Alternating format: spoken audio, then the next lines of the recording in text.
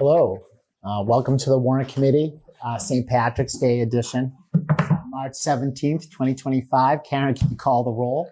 Okay. We have Tom Caldwell, Steve Rhines is on Zoom, Lori Connolly and Elizabeth Dillon are here, Jay Fundling is on Zoom.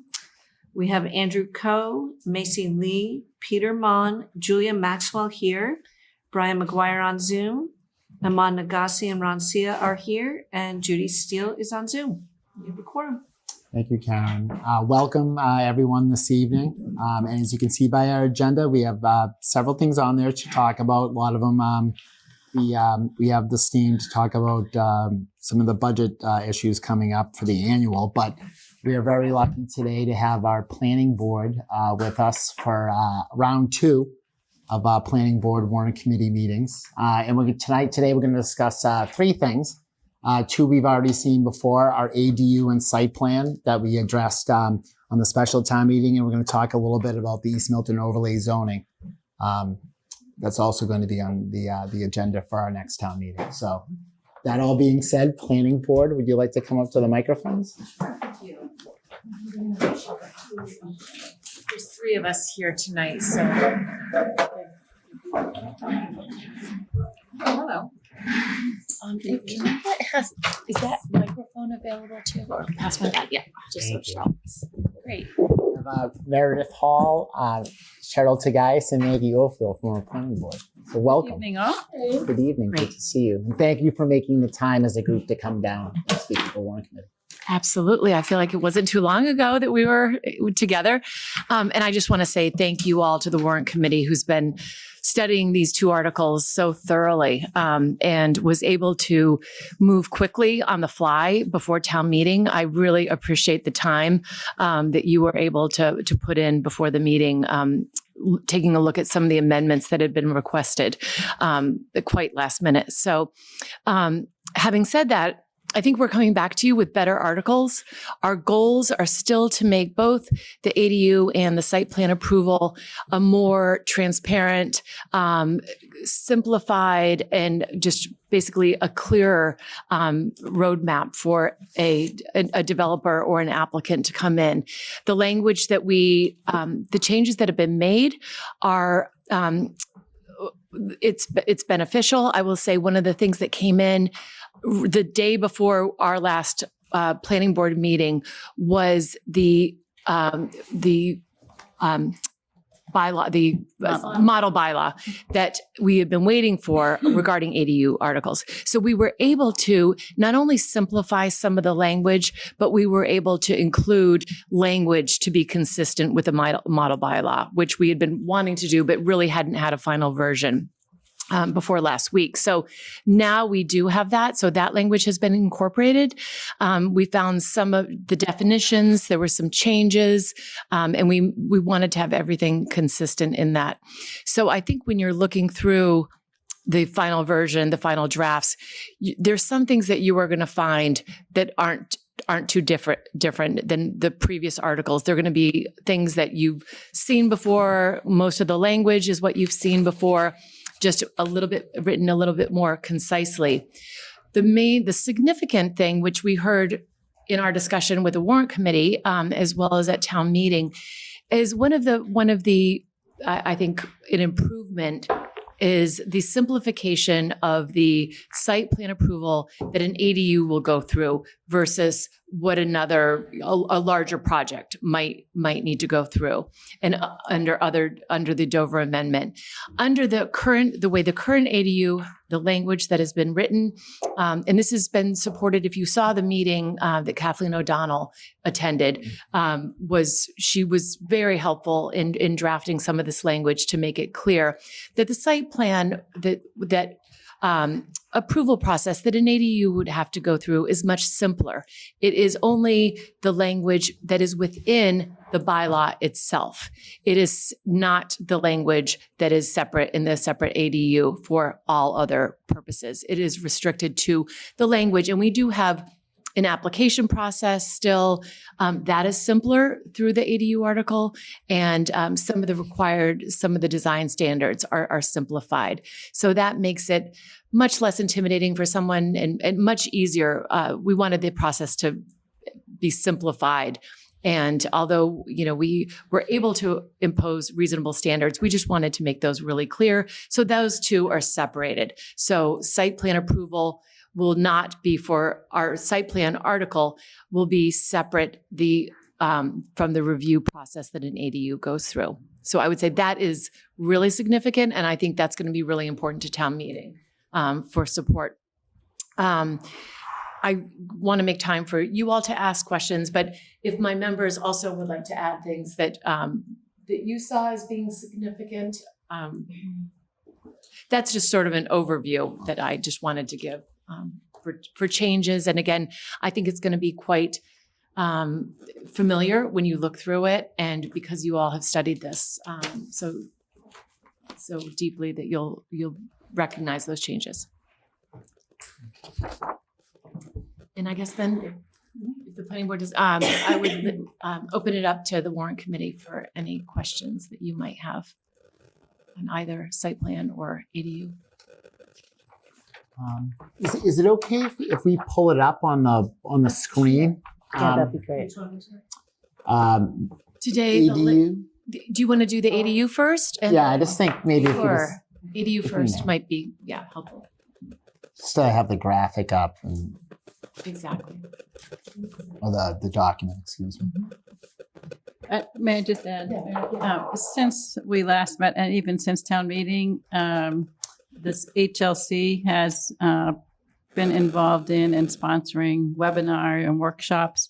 So I've attended two related to ADUs since then. And I think what the changes that we've made have made it consistent with the model bylaw and are more particularly aligned with what we think can be done and what's been clear. But I will say that the state has said a lot of good questions are still coming in, and they're likely to be issuing some further clarifications and maybe even some revisions. And so I don't think this will likely be the end, but this is a really good starting point, and it's consistent with what the state has issued. Thank you. And not that it's related directly to this, but what we've learned from that is there may be things in our regular zoning that already exist. In some cases, setbacks that are different for a primary dwelling versus an accessory dwelling, that maybe we may come back to you with some minor amendments to make everything consistent, to make it the best projects possible for the residents of Milton. So there may be some things in June, very small, minor things, so that we can get that consistency. But those would not be, it was too late to try to do that for May town meeting. Okay.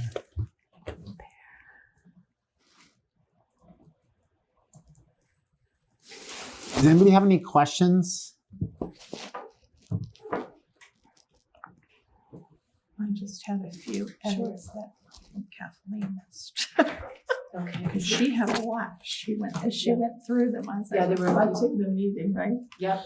And did you get the latest draft? Because there were some things that. So we got a new version of the site plan. Okay. But this is the ADU. I didn't make changes to the. Okay, the ADU would be the same then. So if there's. Right. So this we got it on With a group of four, Yeah. and then you got a second one of the other one of the site plan. by itself. Correct. Yeah. So Meredith, the one that they have is the one that Kathleen made a minor revision since our meeting. So that's what they received. No, that's what you have. That's what I have. Yes. All right. Yeah, so we want to make sure that we all have the same. So It should- Oh, what you Laura's have. got that. this is just minor, but in the purpose right at the top. Okay. I think, and I could be wrong, the last sentence in the first paragraph, this zoning provides 4 by right ADUs. FOR. That should be correct. Yes. Correct. And then page 2. It's the definition of ADU. It might, under A, where it talks about maintains a separate entrance, blah, blah, blah, blah, blah, sufficient to meet the requirements of the building and fire codes. You might want that plural. I think. Yep, that's. Did you also want to include egress? Like you have egress, do you want ingress too? So you have both? And enter and exit? Because you have egress, so you have that covered, but do you also want ingress I think that makes sense. to have, so, because you Yeah. can get in and out? Yes, ingress. Okay.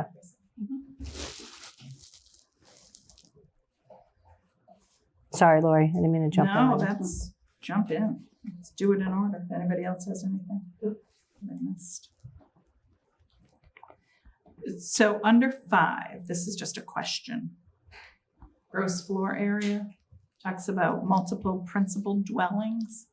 Are we talking about like a multifamily? Yeah, so this is something where they consider if it's a rental, let's say it's a 2 or 3 unit rental. Yeah. If they consider the entire building the principal dwelling. Okay, So you're still allowed 1 ADU on that lot. okay, So it's by the lot, you're allowed 1 ADU, not by how many units are in the structure on the lot. okay, got it. That was something that was clarified at both of those sessions I took.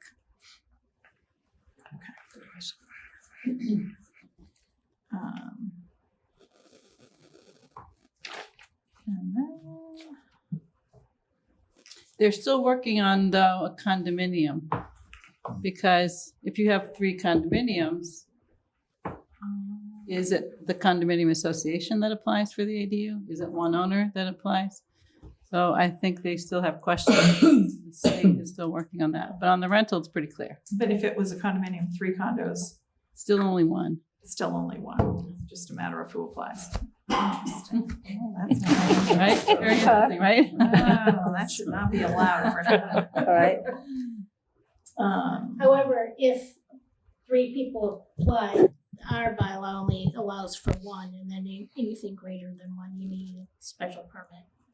Oh, So there's a protected ADU is what this covers, correct. and only 1 protected ADU is allowed per lot. Okay. So the state does allow for sort of unprotected or they call them local ADUs by special permit, but this bylaw does not. Okay. But however, it goes to the ZBA for variance, so they would have, for a special permit.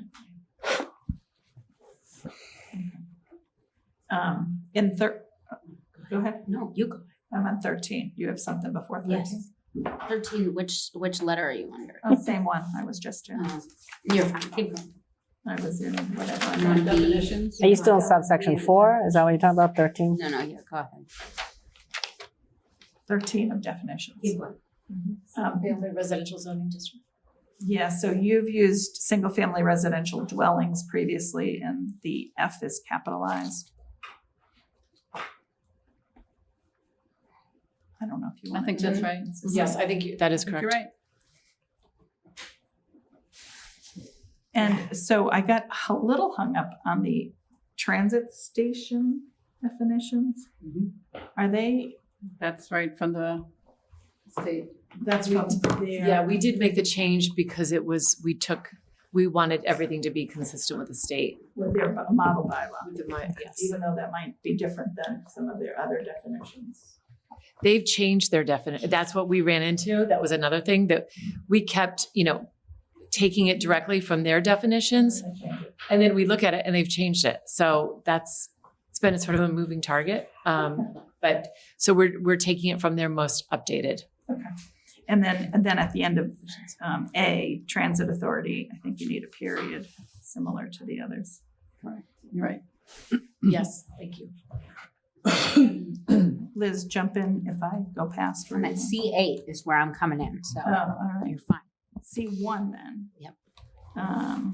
No, I guess I'm okay. Building code and fire code, you reference them separately.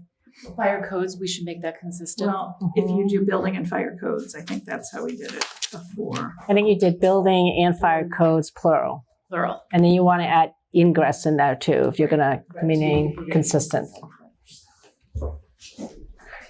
So safe ingress and egress under the building and fire codes. Well, Is that how you had it earlier? it's interesting, building code and fire code here are separate versus building and fire codes. Okay. So in this case, well, you could do it because there could be more than one applicable fire code, I suppose. But there's one building code.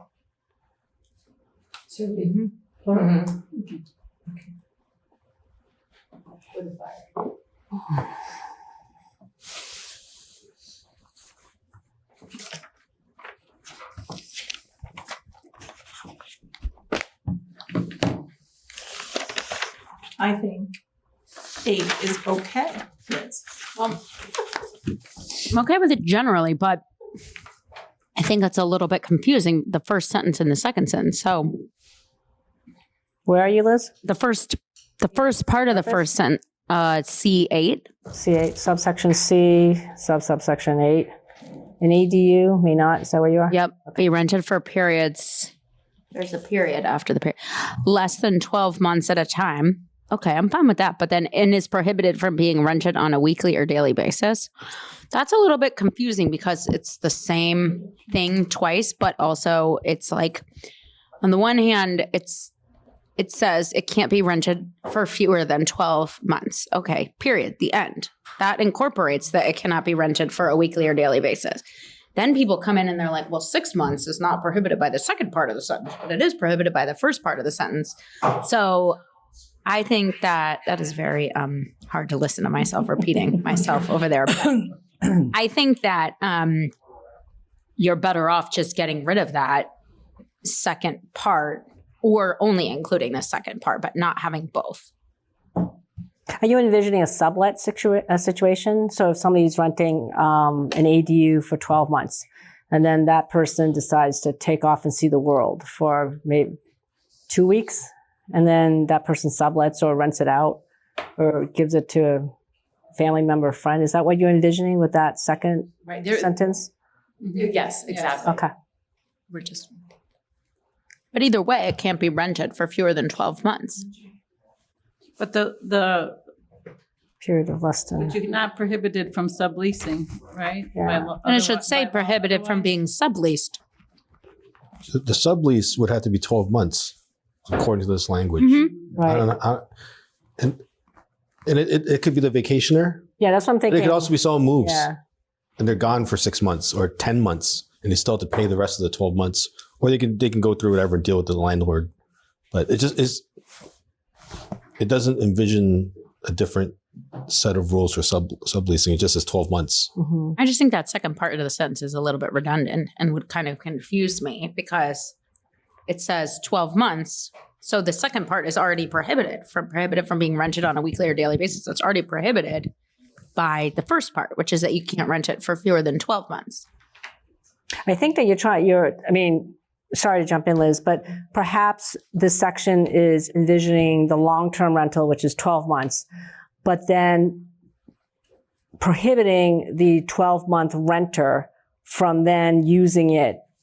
As an As an Airbnb. Right. So, and if that's the intent, then perhaps it should be stated explicitly. Yeah, I think it has in to this section. clarify. Right. It should be clarified because that's what when I read it, that's how I figured, okay, so we have a 12-month renter. This person goes away or I don't know, it could be a student traveling abroad, studying abroad and rents it out, subleases it. So I envision a sublease situation or maybe even going away and renting it out and making some money. I don't know. So I just feel like that needs to be clarified if that's the intent that's behind the weekly, daily basis language. I think we should get town council's opinion on that because we are concerned about this. This is a reality that Yeah. things are being rented on weekly and daily basis. And, the building department, as much as, and the enforcement officers and in the town, this is a lot to put on them. And so we do want to have proper language. The other thing is, right now, HLC is allowing for municipalities to determine what their length of rental would be. If that were to change, we would have to go back.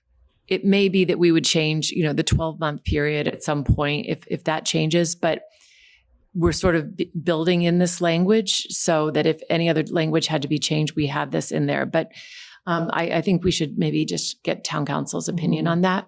I think you can say, and even if you added like a comma at a time, comma, and under no circumstances may be rented on a shorter base, rented, subleased, leased on a shorter basis, including weekly or daily basis. Because I take your point, Meredith. Like if the HLC were to come back and say a short 12 months is too long, which I don't know that they will, but if they did, So far they have. you want to, right, they haven't done that, but someday, if that were to happen, who knows, you want to still have that language that says if they were to strike that out, you still can't rent it for weekly or daily basis. Correct. Because then we'd have to come back to town meeting, and it might be the timing of coming back to town meeting. We at least would have that language in there. Well, do you need to add monthly, weekly, or daily? Well, Yeah, if you that's also don't the want it case. monthly, sure. Somebody rents. And maybe we take the language, some of the language that's in the model bylaw. They address the short-term rental in the model bylaw. But you can just take it away after 12 months at a time period. The subleases are not allowed, or whatever else you envision. Yeah, you could say subleases are not authorized under this bylaw. Anything less than 12 months. So I don't know. So if we want to use some of their language. Let's get I'm always just thinking, let's do it, because this would be fine, I'm sure. Yeah. Are you looking at the definitions?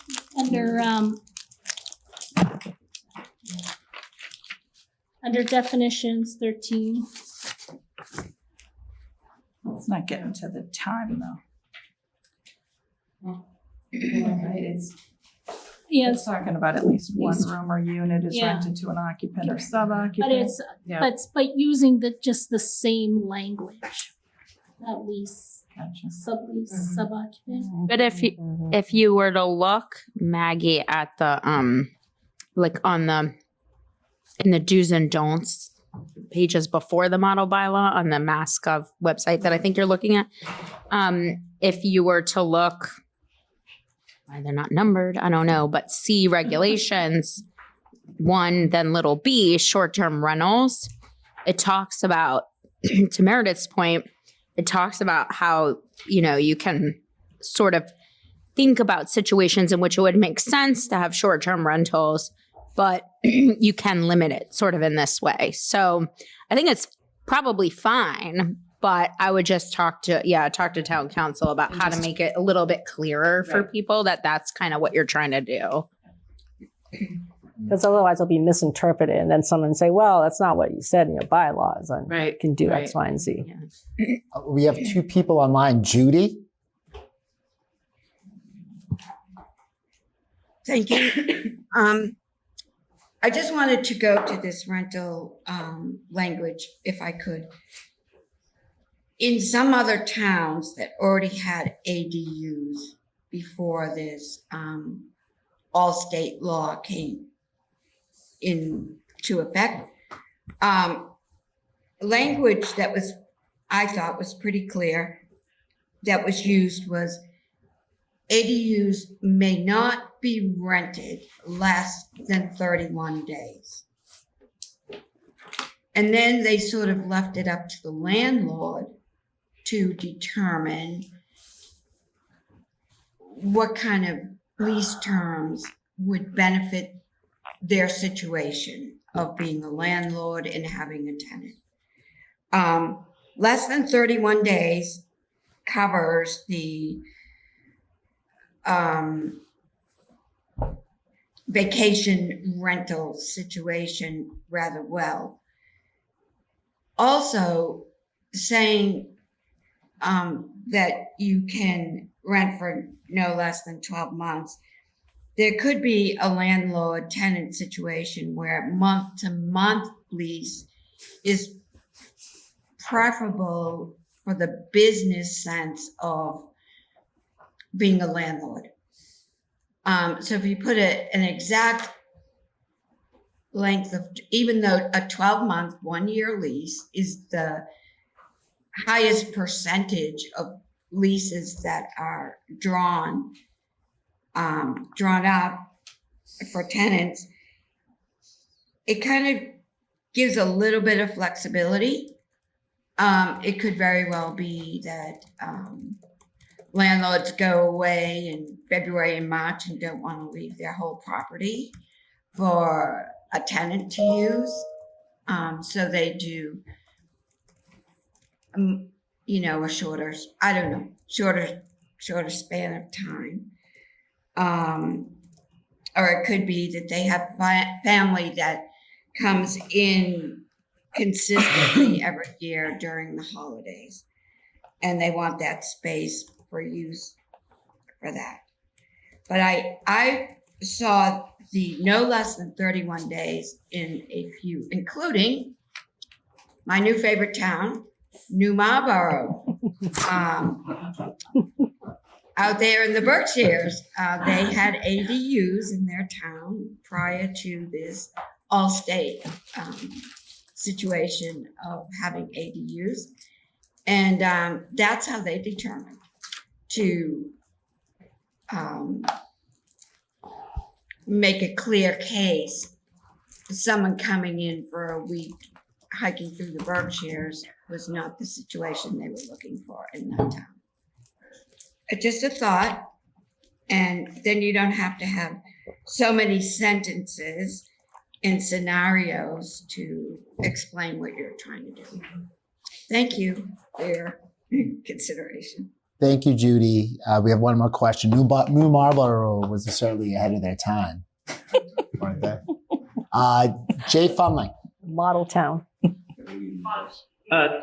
thank you. My point was addressed earlier. Sorry, Jay. Thank you. Oh, Ron. We actually debated this clause quite extensively a couple weeks ago. Was it weeks or months? Who knows? Who knows? But I think the length of time, I think that's for the planning board and the committee to decide. I think there are arguments either way. Some folks may want more time to have more consistency with tenants, and some folks may say it could make sense to have it shorter.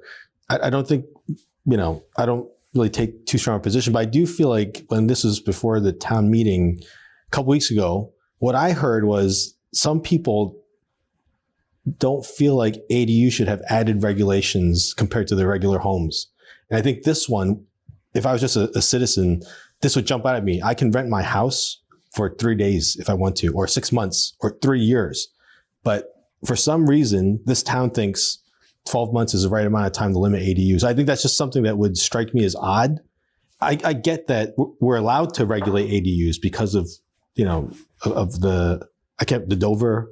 Under the Dover. Yeah, so I get that we can, but what I heard from some town meeting members was a feeling, why should they be limited in what they can do with ADUs, or why should citizens be limited? So sort of our position was that, especially in single family neighborhoods, that most residents buy into a single family neighborhood with the assumption it's going to remain a single family neighborhood. So when you buy in, sort of like your contract with your neighborhood, it's single family, that's your expectation. So because it's so new, like in my opinion, I feel like we should keep it at 12 months.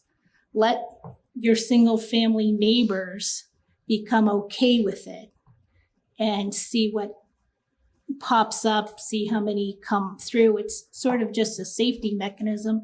Personally, as I mentioned at our meeting, I have 2 neighbors who have temporary apartments, and it works fine in our neighborhood. because we know the owner of the house. They have family members that come in for a shorter amount of times. And if we have a problem with the situation, we know who to address the problem with. This, as of right, there's no owner occupancy requirement. So there could be a higher turnover, and there may not be somebody on site to voice your concerns with. So I would think a regular primary residence would still have that issue, right? Because as a homeowner, I can just leave and I can say, I'm going to have a new family come in every month. And that's how it is because I own this house and I've liberty to treat my property as long as I'm not breaking any laws. So I would think, I think there could still be questions at town meeting on that same thread of why would we limit what people can do with ADUs when we're trying to open housing and invite more people to come into this community? So I think that is a very good question. And that's what distinguishes an ADU is that it's under the Dover Amendment, where a single family home is not under a Dover Amendment.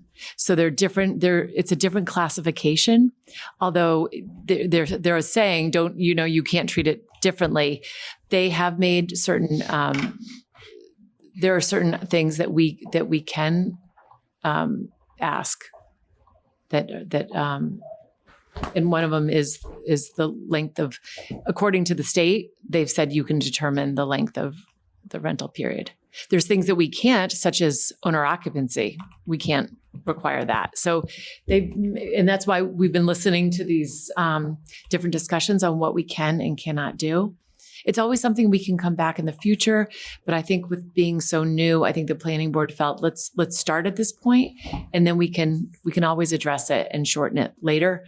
But it's harder to do the opposite. So, I think you make an interesting point, though, because the state has said throughout their regulations. The way to think about it is, if you don't regulate your single families on this matter, then think hard about whether you're going to regulate the ADU on the matter. So whether that's for site plan approval, whether it's for other things, because their intent is not to have the ADU more highly regulated than the single family is.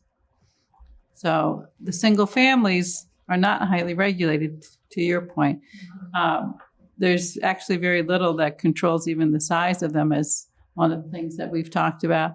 The setbacks are one, and the height are the primary determinants, but you probably have seen very large houses on small lots because we don't have a floor area ratio restriction, so you can build quite a large house. And we have some lot coverage, but then it's single families are exempt from it. And so these are the things that Meredith was referring to earlier. So we can't make a restriction on those that doesn't exist in the single family, but we've already talked about maybe we should look at we should look at those for the single families too. So we may come back in June, if there's a June town meeting, with a couple of thoughts about that. But I think your question is something that town meeting is probably going to have some discussion about. Thank you. I have Allison and Brian. Lori, Liz, Macy. Thank you for the information. I do, I guess this is up for discussion, but many will have different viewpoints.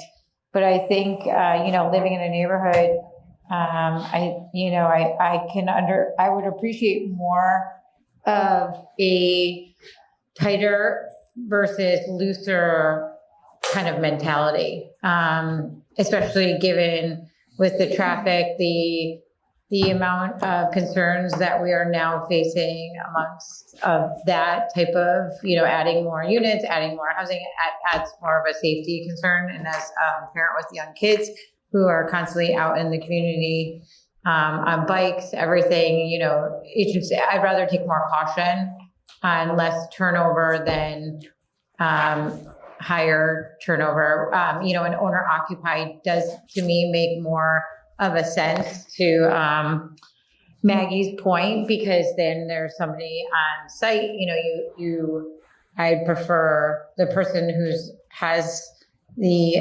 property that's there is going to be more concerned with what's going on. So I don't, necessarily agree with people being able to do that with their single family houses either. But, we are, we could always step it back versus it's going to be harder to put it back in there if we do that. So I can appreciate the discussion. I understand that town meetings, a reflection of someone of the town, but it doesn't mean it's necessarily the whole town that necessarily agrees with it, because there are people that don't get on the town meeting. So I think we need to always take overall a viewpoint of not just what town meeting thinks too. I do want to make sure that we think of the whole community and not always speak on just town meeting members. Thanks. Thanks, Allison. Can I Brian? just point? I'm sorry. Yeah, absolutely. The state does not allow us to restrict occupancy to an owner. Just want to be clear about that. It's prohibited. Thank you. I'm not. I wasn't. I was just said that it would. To Maggie's point about it, the ADUs is owner. There's an owner occupied, from what I understood. It's not The allowed. temporary apartment, but That's our current temporary apartment Right. bylaw has that provision, but it's not allowed to be in the ADU. And just so everyone understands, someone could apply for an ADU today because the law went into effect February 13th. And none of these provisions would apply to it. It would only be the state regulations that apply to it. And those are no owner occupancy requirements. I know, and that's kind of why it's a shame that town meeting didn't pass it when they did, because it is up for, you can apply for a permit. My brother keeps texting me, should we apply for an ADU permit? So anybody can apply for one now. And it is a shame that town meeting didn't pass it back then. So that's why we really would like it to pass now. Our position as planning board members are to protect the neighbor. And doesn't necessarily reflect what I would like to do with my property. It's protecting the neighbor. And so, we can't do certain things, and we are bolstering density in our town and in our neighborhoods. But unfortunately, we are not bolstering our emergency services. Milton Hospital is over capacity. Our firemen are short-staffed, 6 firemen every shift. Our police are short-staffed. So it's going to be challenging to, Allison said about the safety on the streets. And that's why I think a more cautious approach is better at this point in time. One thing I'll point out too is it's been pointed out that being a landlord is something that not everyone's familiar with the law around being a landlord. So whether everyone's going to want to jump in and spend $300,000 to build an ADU and then become a landlord and find that there's a lot of protections for tenants, I personally, and I think the state is seeing that it's going to be a gradual increase. It's not going to be, that every town's going to be overrun with them, especially in a town like Milton with such a high owner occupancy situation. So I just want to point that out. Thank you. Brian? Yeah, hi, just to chat. I agree with Allison. And I think that's actually one of the central flaws with the law is that you don't have to be owner occupied.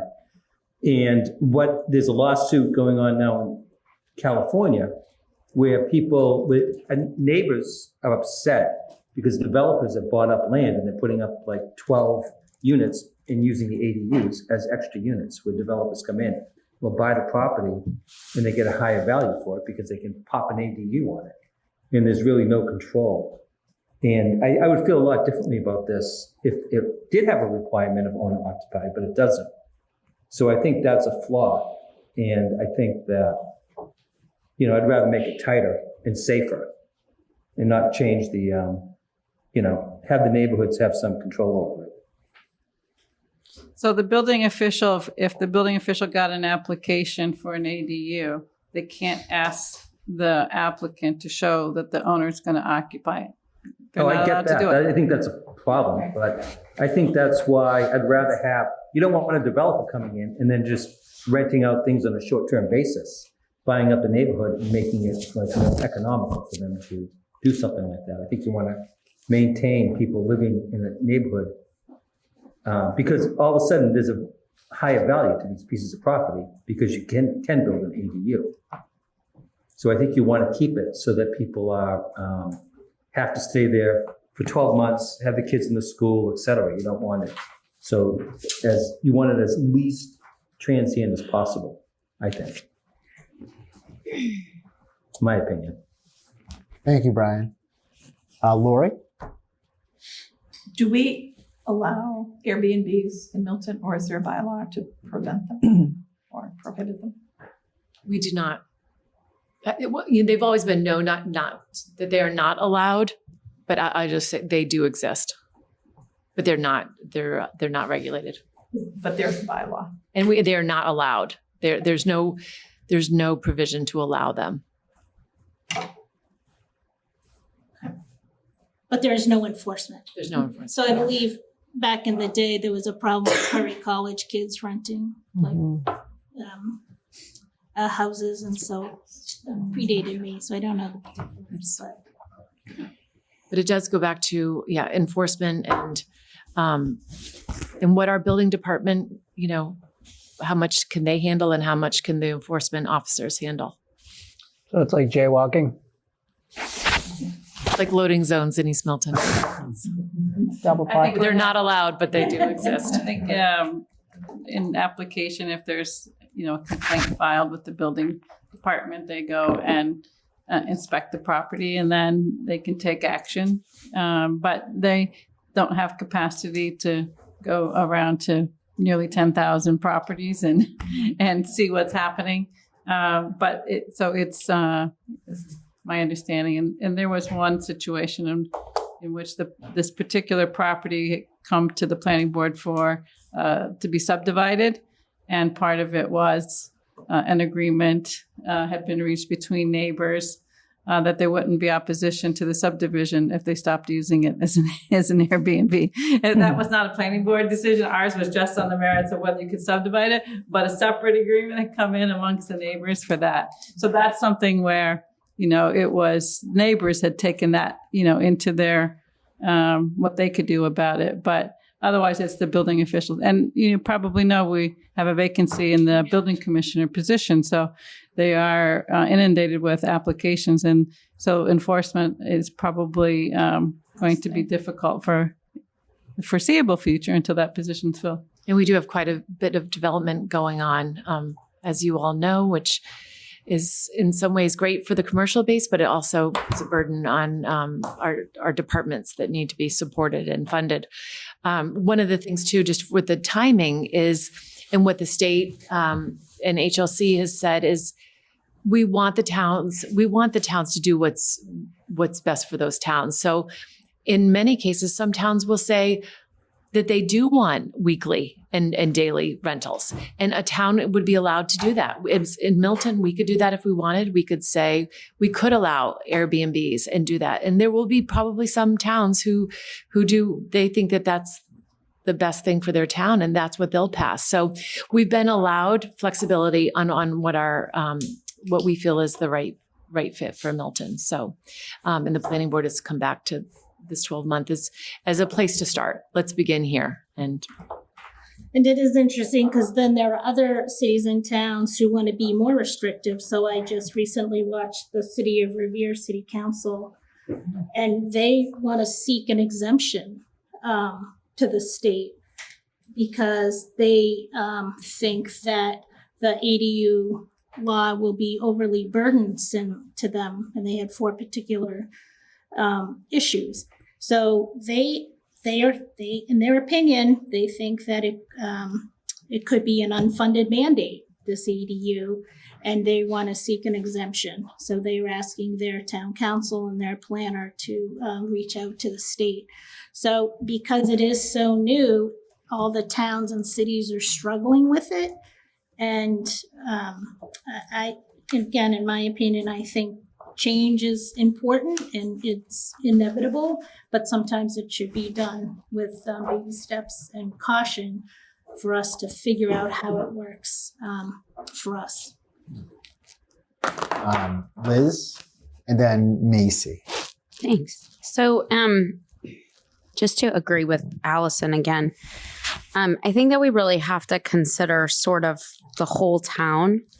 And so, you know, we're certain people, you're certain people, town meeting certain people, but I'm curious if you've had input from other people other than sort of outside of just town meeting. I don't know if you've had like public forums or, you know, invited feedback on not just this particular issue of the short-term rental, but this bylaw and then the site plan bylaw, which I don't think that there has to be a public forum in every situation. But, you know, I know we're going to get to the East Milton zoning, and I live in East Milton, so I've gone to a lot of them, and I think that that's been very well attended and appreciated. So I don't know if that's something that you've had an opportunity to do or would be willing to consider, because I think that having, to Allison's point, the whole town having an opportunity to sort of weigh in would be beneficial, so that because, you know, I get it that we can do this, but it would be nice at town meeting to explain to people, you know, not just my opinion as a mother of like 2 small children also, and Allison, you know, our opinions, which are valid and important, I think, but also kind of we've heard from, you know, we made it available to everyone in the town, and whoever showed up, and they gave us our thoughts and, you know, kind of implementing it in that way. So I don't know if that's something that you've considered. And then I also just wanted to say, like, I really take your point, Maggie, about, you know, that we have sort of some of these challenges in town with the fire department and the DPW and the police and the building commission.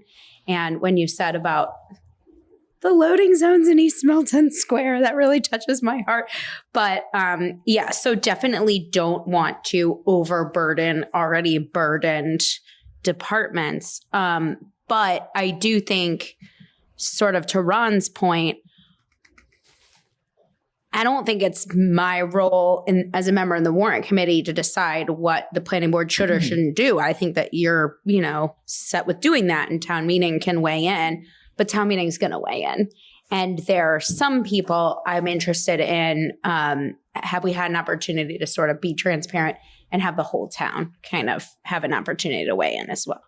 So that's a great, I think that's a great question. So we advertise, we're required to post 2 weeks in advance of every public hearing. We have had ongoing public comment periods on these articles. So that is the typical vehicle for coming. We don't do a public forum for every item, every article that comes before us. We'd be doing public forums weekly. But we post it. It's required legally, and we actually extended this even well beyond, because there was a break in our public hearing process. So up until the week before, we had an opportunity for a public, there was a public hearing, and it was outreach on that. So that's great. This article is a little different than some others that we initiated on our own, like site plan approval, where the ADU, you know, is a state law, and we knew that the time frame for it going into effect was very short, and we felt that it would be good to put some processes in place that the state allows for us to put in place. Otherwise, it's left to the building commissioner and the building department to review these applications on their own without any other guidance than what's in the regulations. And so this doesn't give us as much time. Like we've been working on East Milton overlay zoning for a very, very long time because it is a significant change. And we followed a pattern that the process that we did when we did an overlay in Milton Village. And that took 3 years. And I think East Milton's taken 3 years. But on the ADU, if we don't do anything quickly, then the processes are already in place that the state put in place. Yeah. So that's why our time frame is a little different on this. And site plan approval is really something we initiate because it's we feel as if would aid the board, the applicants, and the residents. So it's not something that most people, unless they have a project that comes under our review, comes in next to them, they're even aware of. But when they find a project that comes next to them, they're very concerned about it and they want to know what the process is. And there's always questions about what our jurisdiction is. And so we'll get to that. But I just want to make the distinction between how we're handling the ADU and how we've handled other zoning. Yeah.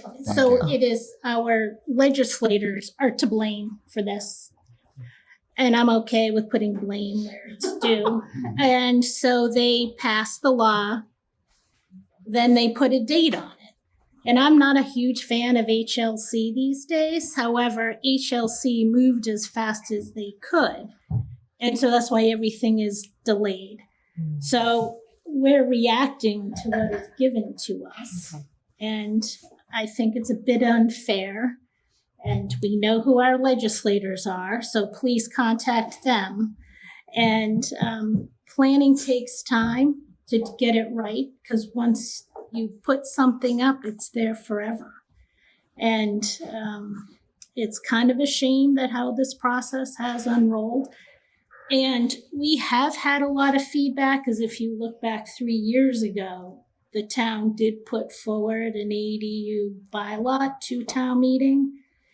And it didn't get considered. It didn't. Yeah, it failed, and then the didn't town get considered. Yeah, it was sent back for. Yeah, and we also put.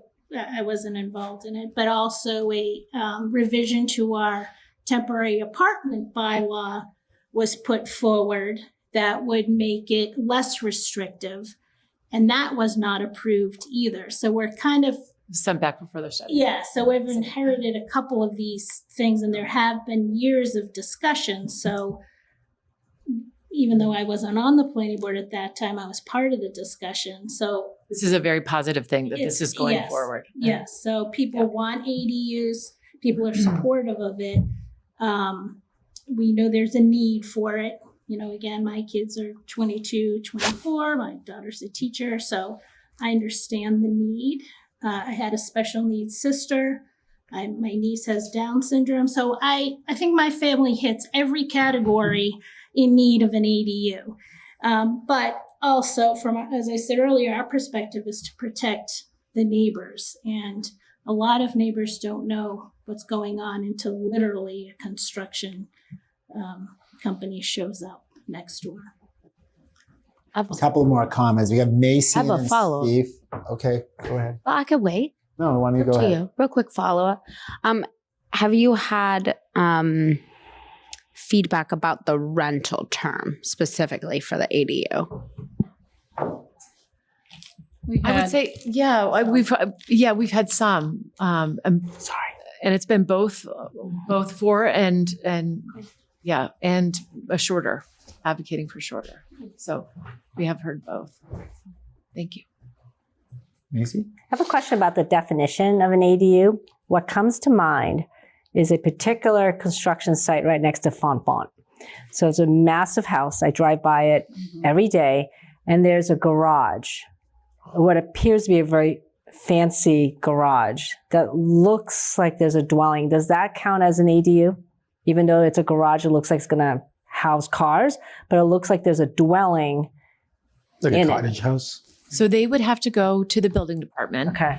They would have to, and that's where this is, everything that we're doing is so important.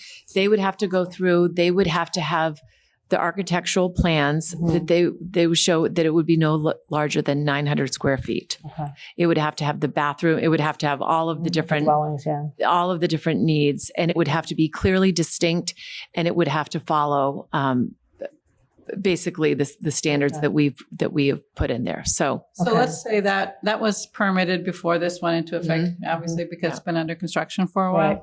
So it wouldn't at that time have been an ADU unless they went through the special permit process to be a temporary apartment.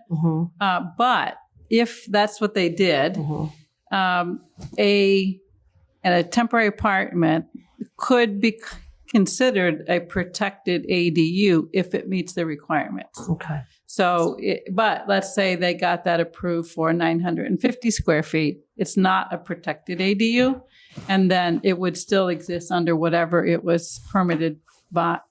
Okay. That process it was permitted by at that point, whether it was a variance or some other special permit process. Okay.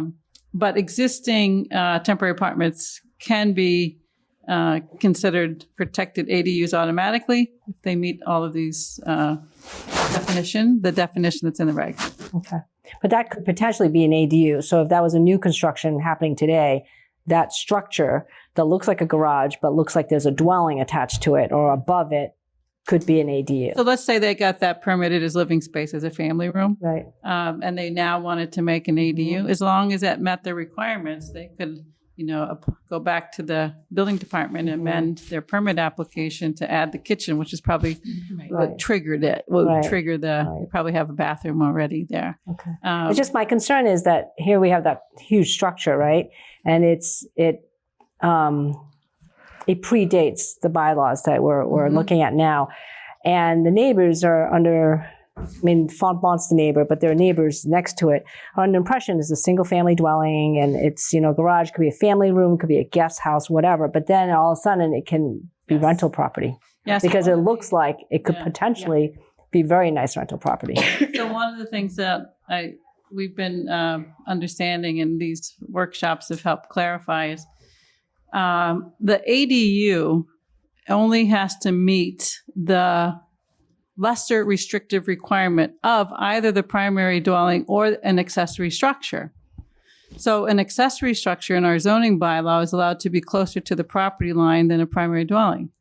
So a garage, in addition to a primary dwelling, the addition can meet the setback requirements for the accessory while the house itself is having to meet the other setbacks. And that's why we said we wanted to go back and look at that.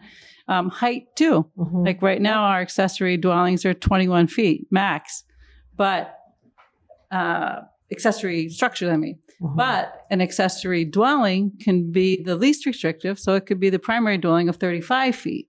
So that's kind of that garage with the minimum setback of maybe it's only 8 feet is the setback requirement. And now it can be the size of a house. So you can have the height of the main house right on a property line because it had once been a garage footprint. So these pre-existing structures are another thing that the state's been hearing a lot about. And they did indicate that they're still looking at it. So there might be some further clarification about how to view those. Thank you. Yeah, good. Okay, Steve Rhines. Hey, thanks, Mr. Chair. Just a comment. Thanks for the continued work on the ADU bylaw. It's important. I didn't realize it went in effect on you said February 13th. So it's good we get ahead of that and keep modifying that. Just want to table concern that I'm hearing. Understaffed first responders, and we continue to add to the stock. And I keep hearing that we have this huge shortage of housing. But, one of the things I think we need to also keep working with these other departments that they're staffing up to support that, right? There's huge units going in all over the place. And with this more, they're already stretched thin, right? So I just want to make sure that we keep that in the front of our mind. It's a big issue. And every time we hear groups present, what we're hearing is there's nobody to enforce any of these guidelines. This seems kind of challenging to me, right? We're going to be talking about East Milton in a minute, and everything there. We'll get to that when we get there. But with the inability to manage this stuff, why do we keep adding this stuff? I guess would be a question. I mean, are you thinking about how we can add more folks to enforce what's being put out into the community? Thank you. Well, unfortunately, that's not in our lane to do. I wish we could, but it's not even just adding personnel, it's adding appropriate equipment too. Because I think possibly our fire equipment has been undersized. Maybe their new one is going to be able to be a little bit bigger. But it is a concern. One of the first snowstorms we had, we lost a police cruiser in an accident. So there's always things going on, and I think it's a real challenge. And I don't have an answer. Sorry, Steve. That's okay, Maggie. I appreciate it. Thank you. The only thing I would say is that by adding this level of process, it does give another look at it by the planning board. Some people may prefer that it go directly to the building department, but the building department is, as we said, they're going to look for just strict compliance with what the regulations and the zoning require, where the planning board can have a public meeting and take comment from the neighbors, where that is not an opportunity if it just goes through without this bylaw, because as we've said, it's already the law, it's state law. Over amendment means it's a protected use. You can't say no to it. You can only guide it. And so how that gets guided is through the planning board. It doesn't get guided at the building department. The building department can say yes or no, it meets the requirements, but they can't say, well, you shifted over here a little bit, or you shifted over there a little bit or can you provide this screening because you got this condition on this particular piece of property. So it doesn't get necessarily to some of the concerns about departments or infrastructure, but it does get to what Maggie was talking about was, each property has neighbors, and giving neighbors an opportunity to hear about it. I will say, though, that this does not apply to an ADU that is within an existing structure. It doesn't need an addition, and it's not a new structure. So if you have a home and you want to put in the attic or somewhere else, you don't have to go through this process for that. You go straight to the building department. That's a good point. Yeah. Thank you. Which that in itself can be another problem. It takes away a review. So from a public safety, public health perspective, there's no review of the bedroom size requirement. That's in the building code. It's in the code, yeah. So it just, we got sort of rid of, basic boarding house years ago because of the safety concerns. So there's safety concerns. Well, these will have to meet the building code and the health codes for bedroom size, for ventilation, for sunlight, all of those things, ceiling heights, etc. With just nobody to enforce it, though. Correct. Well, you can't. You have to have a certificate of occupancy. You have to have a building permit. You have to, just as if you did any construction on your own home. That all applies here. Yeah, but to Steve's point, if you do a single a one bedroom, you get your certificate of occupancy. A year later, you put up a wall, and now all of a sudden it's 2 bedrooms. Yep. It's no different on any kind of structure for that kind of. Okay. Okay. Does anybody of the committee have any just questions regarding the previous section that we've just been discussing? Left in the ADU bylaw, we have design standards, process, and authority of the planning board. We just touched on enforcement briefly. Does any member of the Warrant committee, well, actually, I'll defer to the planning board in terms of design standards, process, or authority. Is there anything that you'd like to point out to us? Those are fairly similar. I think those are basically the same, maybe limited a little bit more in scope, but essentially the same. So. As to those next 3 sections, it's the very end, the very end of the bylaw. Does anybody have any questions?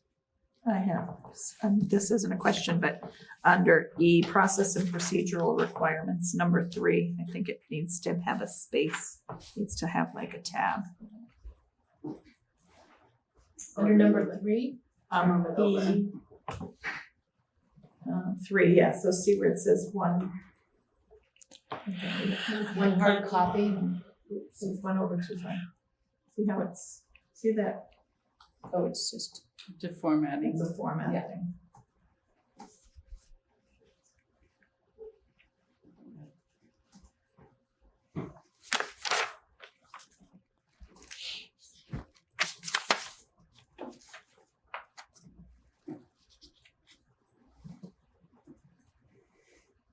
We'll get to it later. Yeah. And then the enforcement section. Should certificate of occupancy be capitalized since it's an official? Is that a definition too? No, just until number 3, Karen and admin and enforcement. There wasn't a definition, but it just is. I always think of a C of O as capitalized. I didn't know. I defer. Not sure.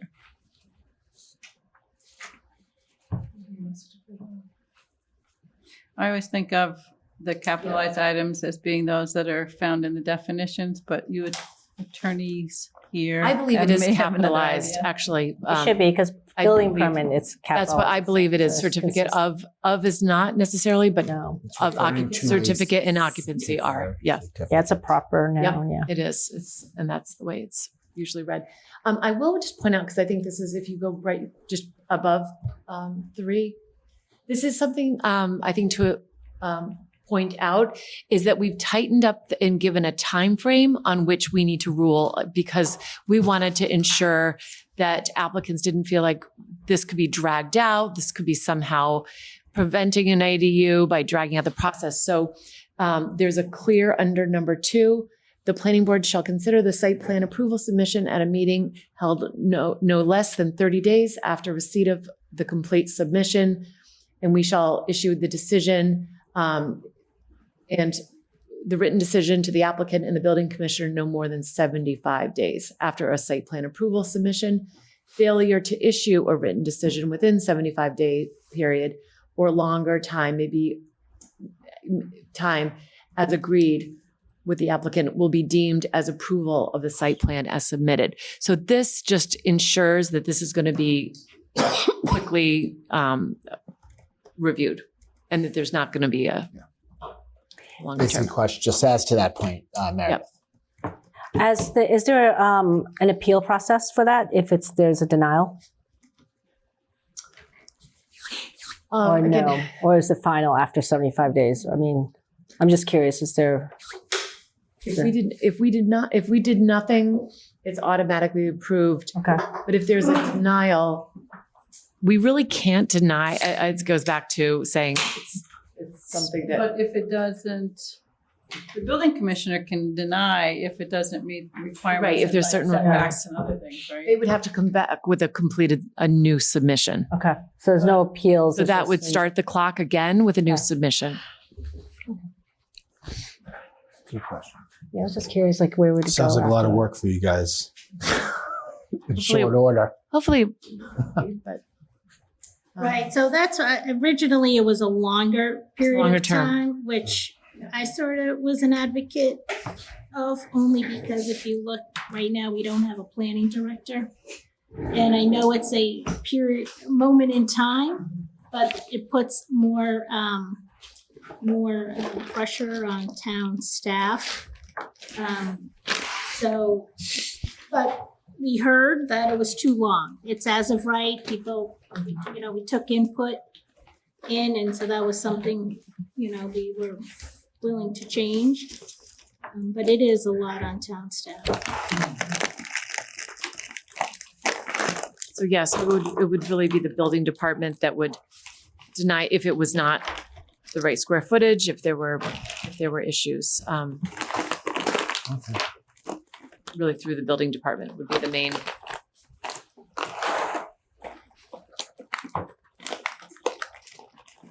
any business tonight.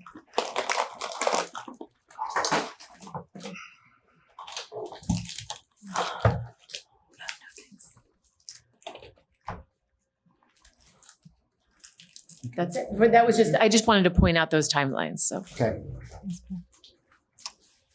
Any other questions? Just any member of the committee on those remaining sections? Everyone good on design standards? Everyone's good on that?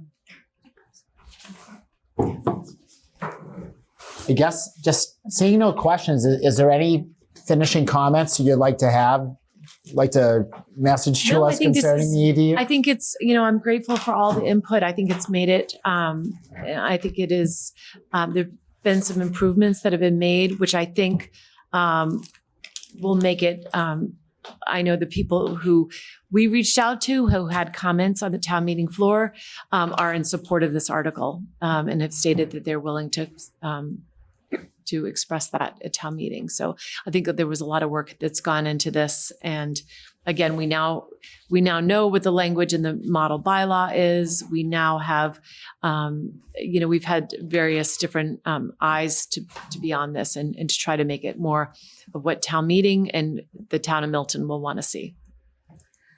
And if there are any town meeting members watching, if they have any questions, concerns, Please feel free to. then please come to a planning board meeting prior to town meeting so we can walk it through and discuss. And let's not wait to the last minute. It's not always good to do zoning on the floor of town meeting. So, Chair Hall, let me ask you. So I guess you're going to go back and you're going to look at the very short-term rental, the Airbnb. Yeah, we're just going to make sure that we're not going to. We've gone over this a lot. The date won't be changed at this point, but the time frame, I should say. But I just want to check with town council to keep in, because we did feel, that we wanted to have all that language included, but maybe there's a way to write it that's. Okay, and so when I ask that question, we would be voting on the ADU article as written now. As written, yes. If perhaps you may come in with a Correct. suggestion prior to the town Right, meeting. correct. Okay, that's just, I just wanted to And square that's that really away. the language that's been in there from the Correct. beginning, but happy to look at it further, so. Is that 12-month period language? And then The Yes, short-term yeah, exactly. okay, great. Yeah, it was C8, yeah. Okay, well, thank you. If we're all satisfied, we'll move on to the site plan. Great. If you want to. Great. Do we want to pull that up also on the screen? I'm going to pull that up too.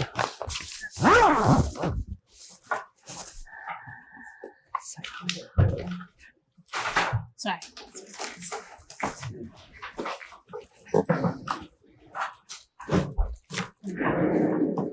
So in most of the changes,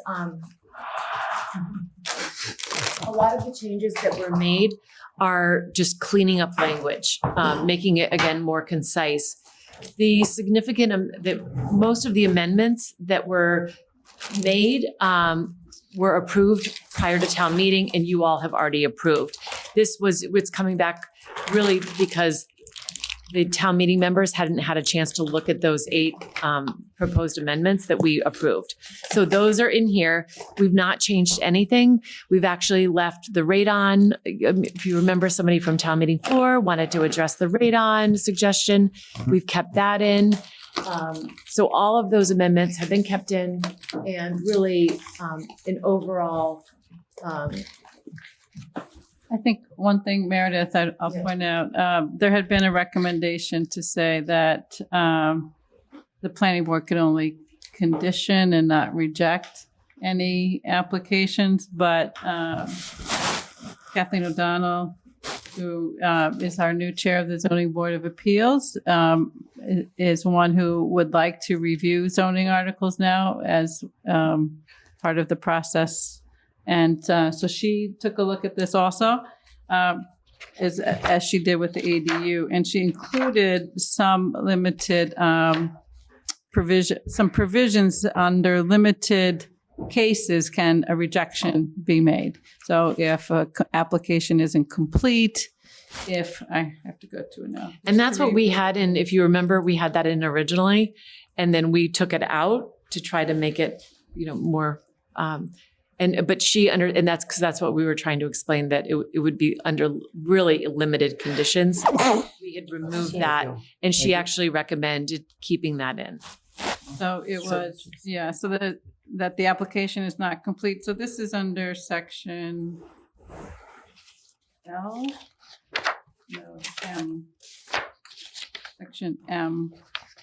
The board may disapprove site plan only if the board finds, and there's 3. So that is a change from what you saw at town meeting, which we feel is a good change. And we thank Kathleen for putting that together. Yeah, and she was great to really go through this with some good suggestions. Really simplifying language and taking out some things that were duplicitous that we've sort of reiterated in 2 different areas. We were able to streamline the language. Thing on her advice or counsel was to reduce the time frame in which we must issue a decision also. And she wisely tied it to, we can be longer if it's also in conjunction with a special permit, because those are a longer review process for us. For example, like the memory care facility on Highland. That was a many-month review process. But site plan approval on its own is pared back. So that's another change. So that was in O decision. And I think just before that.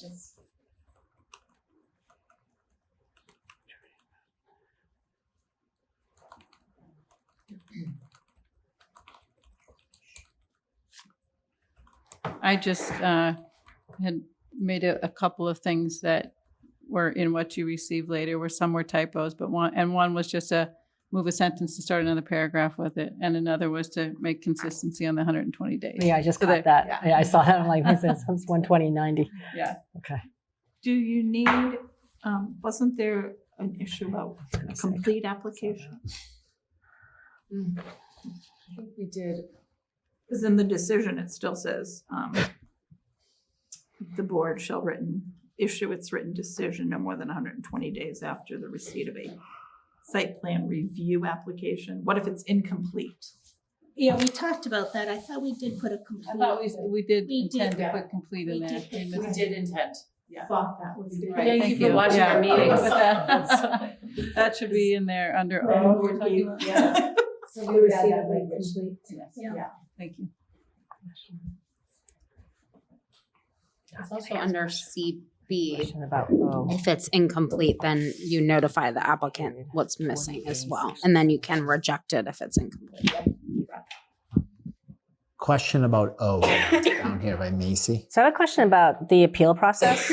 It provides Chapter 48, Section 17. Is there a specific time period in which an applicant can appeal after a denial? Is it 30 days?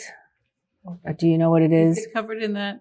I'm going to look up 48 right now. Thank you. And Because it says, Might be may appeal and send it to a 21, court 10 or 21. with competent jurisdiction, but it doesn't provide the, it would be the county court.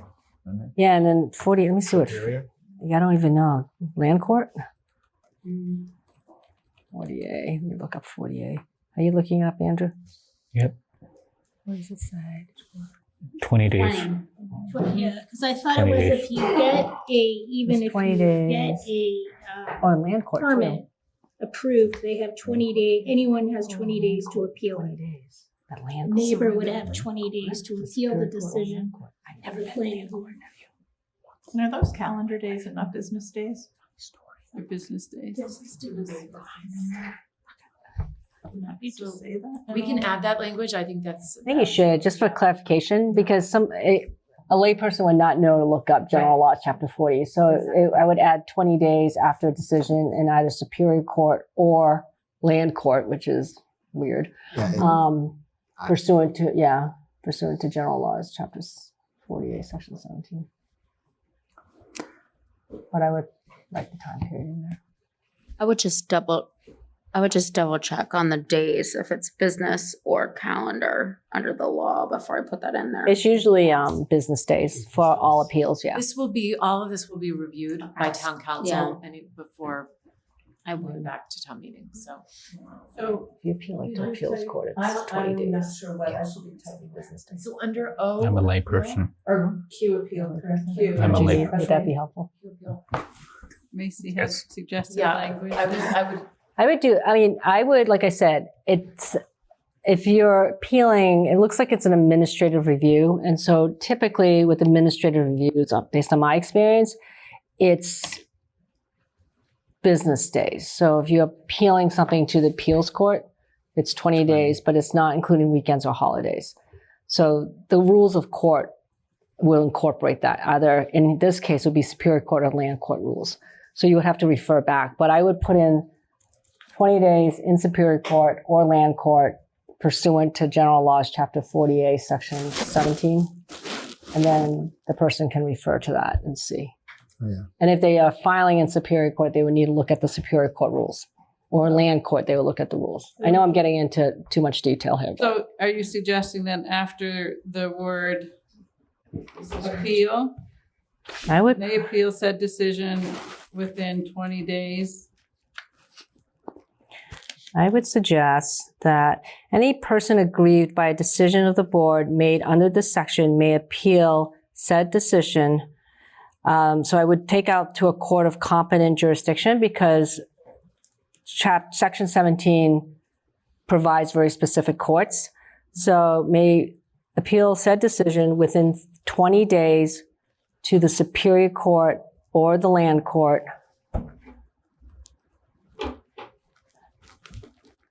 Within 20 days of the decision being filed with the town clerk. So the 20 days starts to run after the planning board files a decision with the town clerk. So that makes it even more specific. So You could even state that. yeah, I would state that because the 20 days starts to run not when you issue the decision, but when it's filed within the town clerk. Upon issuance by the planning board and filing by the town clerk. Yeah. Yeah, there's specific language in a decision from Medfield. And it says, within 20 days of the decision being filed with the town clerk, you will need a certified copy of the decision from the town clerk in order to file the court appeal. Copy of the court appeal must also be submitted to the town clerk with copies sent to all board members. That's above and beyond what's required under. This just tells it like, so it's nobody can say, well, the planning board denied it, but the clerk hasn't filed it. I mean, I have an extra day. I think, right? Is that what we're trying to do? Yeah. You would. But it's going to get into the weeds, into the statute. I mean, all parties have to be notified. I mean, anybody. Filed with the town clerk, not by the, All the attorneys. I was just cited exactly, but that's me. I would cite that within 20 days after the decisions. Where was the chapter, section 17? Can you pull the statute up again? That's not the statute, that's Medfield. It's to the 48 section. Yeah, The there it is. There Superior it is. Court. So the statute says the only person aggrieved by a decision for a local zoning board has standing, so that's a whole other issue, to bring a court appeal. Now, appeals may be filed in either Superior Court or Land Court within 20 days of the decision being filed with the town clerk. So I would put all that in there because that's what's relevant. All right, you need to be a little clearer so she can get that. It's not a Superior Court, it's the Superior Court. But No, it's in either Superior Court or Land Court within 20 days of the decision being filed with the town clerk. So it could be any Superior Court. It would be Norfolk County here because we're in Norfolk County. She's trying to edit it. I know. You're editing. Sorry. Okay.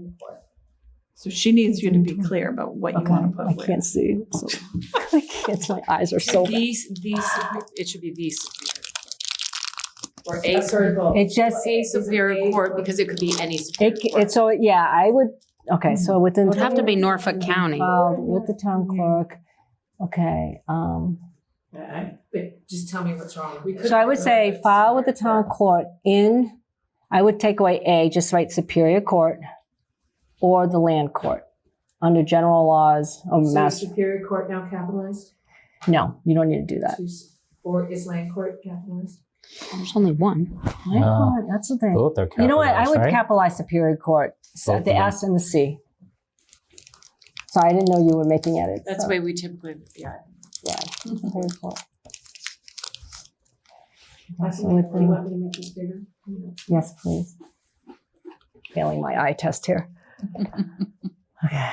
All right. So any person aggrieved by a decision of the board made under this section may appeal said decision within 20 days of the decision being filed with the town clerk.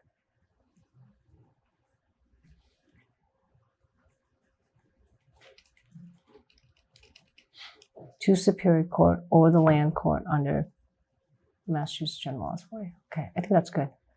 So in the Superior Court. Should be town clerk in Superior Court? That's what I'm struggling with. Yeah, it's to Superior Court. Appeal it In either the decision Superior to Court. Superior Court. Well, that's confusing because it looks like you're filing it to the Superior Court. It's in. Yeah. In either the Superior Court or the land court seeking to overturn the decision. So it is in either.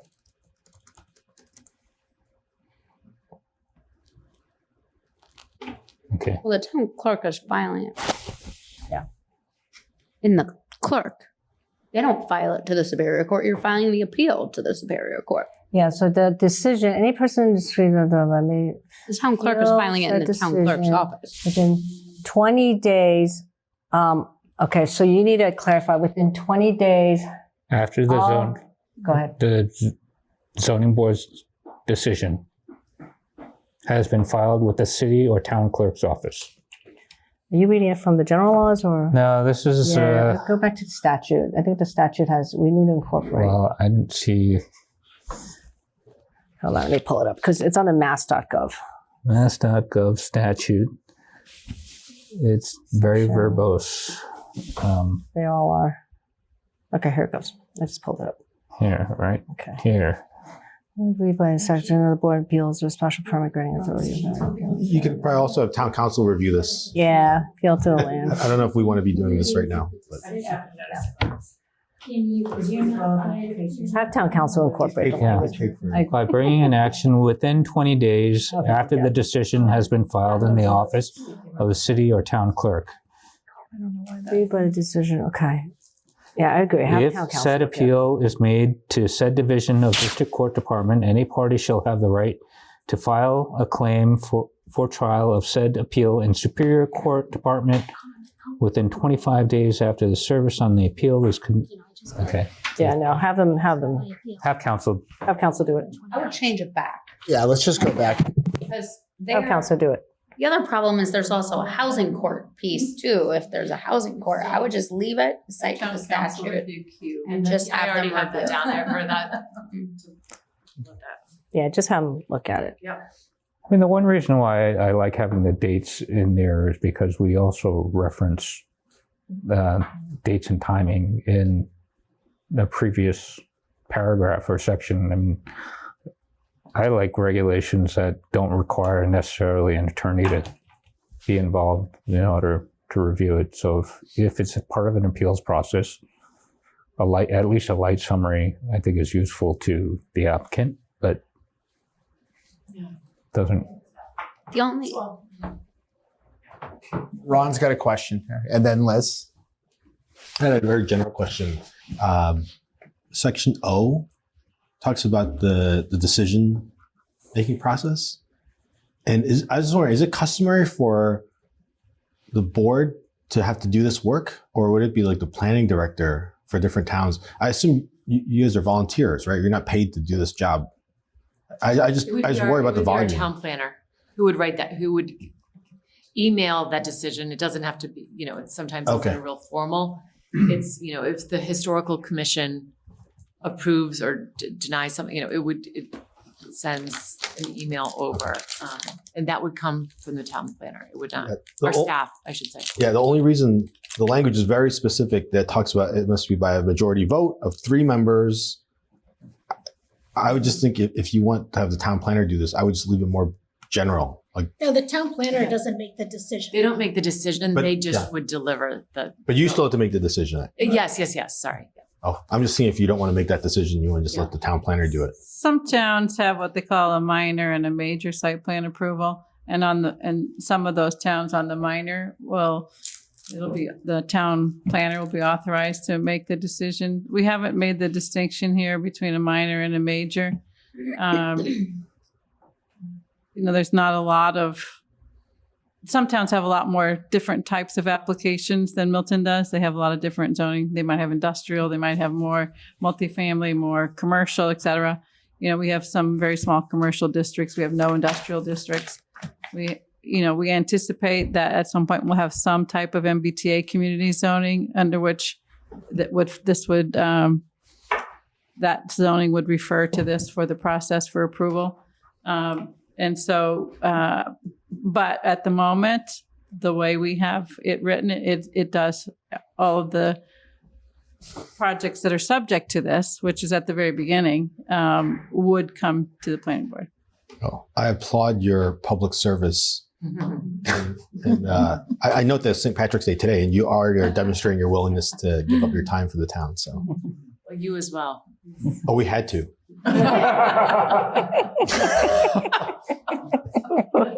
Liz? Emailed me specifically. Yeah. Ron, you better be there tonight. Liz, did you have a comment or a question? So for N and O, regarding the time limits, sort of similar to Ron, well, maybe not so similar to Ron's point, but it's very stringent that these things have to happen like between 30 and 45 days, and then the decision is 120 days. In the event of like an emergency, I don't know if there's any wiggle room that you want to or could build in. Just like if there's another COVID, something happens, someone gets sick, you can't do it, whatever. There's a different pandemic, something. I don't know. So one thing that we did with this is we put all of the potential submission requirements that we thought we might ask for in the submission requirements. So that idea of a complete application is important. And there's also this pre-application process.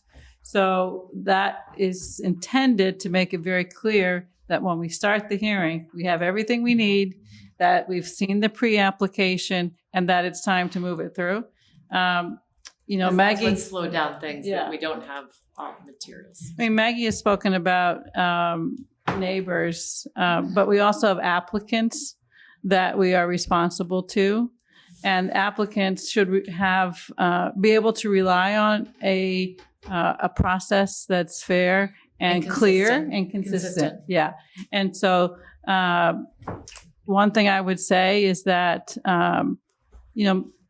who we get applications from, the applicants themselves, is influenced by these procedures and processes that we outline.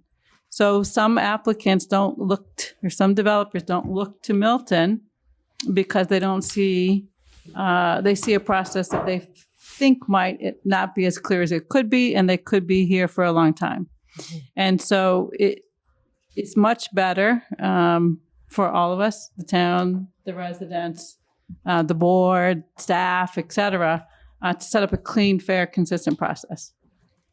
So, and I talk about the neighbors because I'm on the planning board, but I have also been through this personally and professionally. And so depending on what hat I'm wearing, I have a different opinion. So because I'm on the planning board, I do think having some flexibility is helpful. And when I went through this process 10 years ago, we had an ice storm at town hall. We had a public hearing scheduled, and town hall was closed.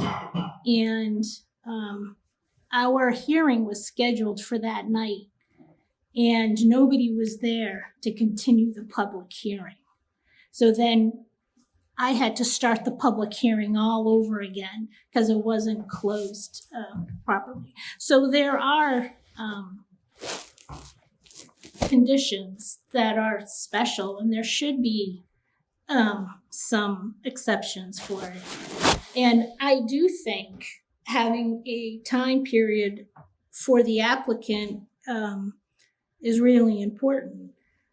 But this is also coming from the planning board, so I have a different hat, and I do think a little bit more time is helpful. My situation went on for 3 years, and that's so not helpful as an applicant, so I don't recommend that. But we don't know what the correct amount of time is. This is a moment in time. As we said, we don't have a planner. Our assistant planner and our clerk are doing a fabulous job. But they're under a lot of pressure right now. So in some cases, I do think some flexibility, and I think probably most applicants would be, I would hope, flexible. They typically. Yeah, I mean, in my yeah. in my 10 years on the board, we've had extensions that the applicants have agreed to without problem. It's really to set an expectation here and to,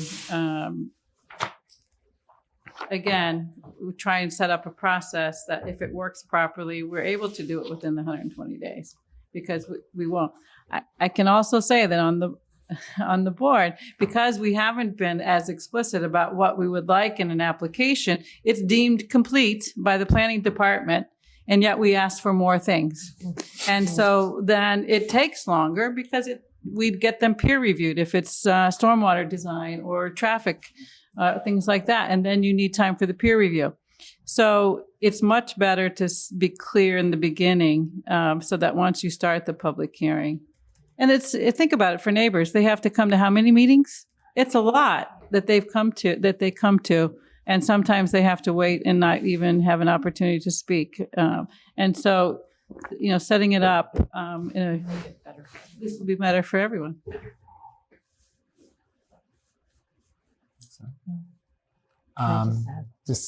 Someone else.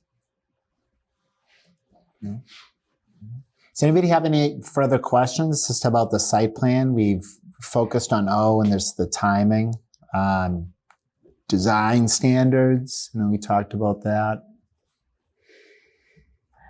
If I have one suggestion I like those time guidelines because a lot of processes are stringent in time it works for the applicant or a member or the board. Perhaps you may want to add something about an extension for just cause, because I see that language a lot in a lot of adjudicatory boards, because again, COVID's one of them, snowstorm. So you can add a sentence saying extension may be granted by the board upon a showing of just cause. And that leaves you enough discretion to determine what just cause is. Could be an applicant being sick or someone's in a hospital, but that's just a suggestion. And I see that regularly in the state regulations. Could you just repeat that? Extension maybe granted by the board upon a showing of just cause. Maybe granted to the board. To the board or by the board if you want to grant it to an applicant, but enough flexibility for yourself and for the applicant, but leaving it at your discretion. And I see this all over the mass health regulations. It's all over. Okay, and I'll run that by Tom. So in justifying and a lot of demonstrating just cause. Yes. That might be nice to have a good. Yeah, just cause. Have, unless requested to do so in writing by the applicant. Yeah, if you want, yeah. Which is in there. It's in there. We need something. I think it would be helpful to the planning board and for just cause, and then again, leaving it to your discretion so that you can decide. And if you need to continue something for just cause or an applicant upon a showing, and that showing can be anything. Mm-hmm. We can look at that and ask town council about language to have that, because often what happens is it might be a peer review for the storm water, which has just taken longer. Mm-hmm. And so it's not anyone's fault. And so it's mutually agreeable that we're extending because we need this information. Mm-hmm. So that's good. Yeah. But that language will be helpful.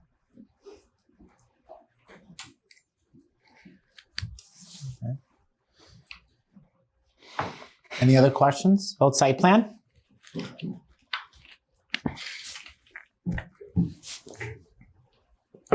All good? Committee? Okay. Overlay. Good. The overlay zoning in East Milton. So we had a public forum. The Warrant Committee get an invitation to that to watch? If you did not, it's not too late. It was recorded. I would recommend watching the forum because it was our consultant was conducting the public forum, and it was very well received. A lot of East Milton neighbors were there. I received many comments later just saying how much they're looking forward to the overlay zoning in East Milton. We have, so I would say definitely watch it.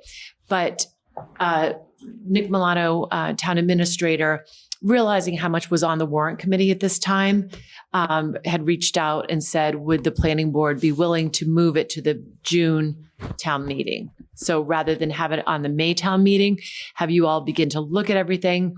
It's, there's a lot to it. There's a map, but having said that, it is not significantly different than the overlay zoning that we've done for the Milton Village. Matter of fact, a lot of the language that came, that's in the design guidelines, that's in the zoning, is the same thing that's in the Milton Village overlay zoning.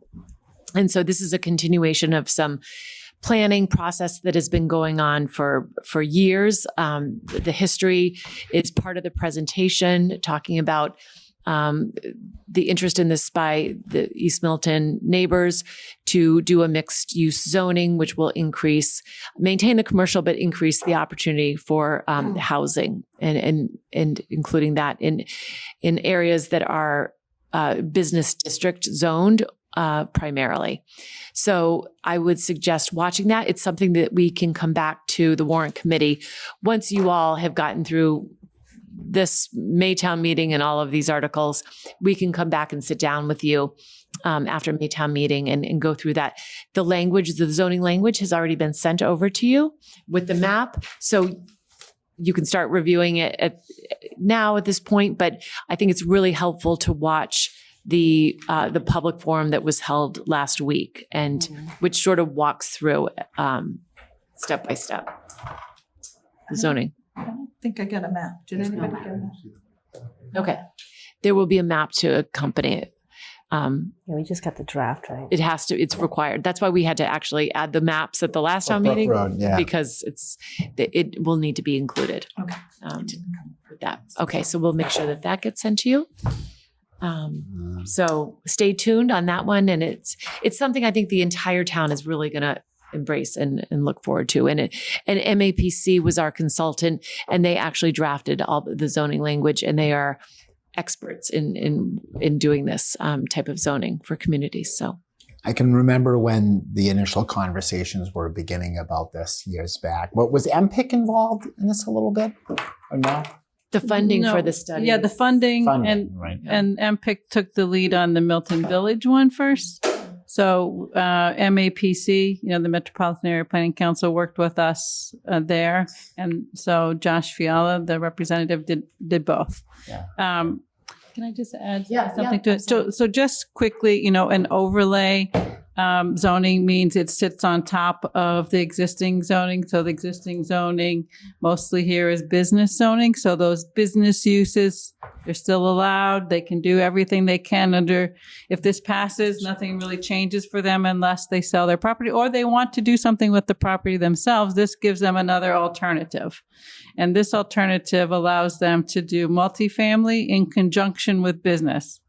Ground floor business, 50%, I believe it is required if you're going to use this zoning, so that the streetscape, that we don't lose, retail spaces on the first floor, but allowing for multifamily on floors 2 and 3 above.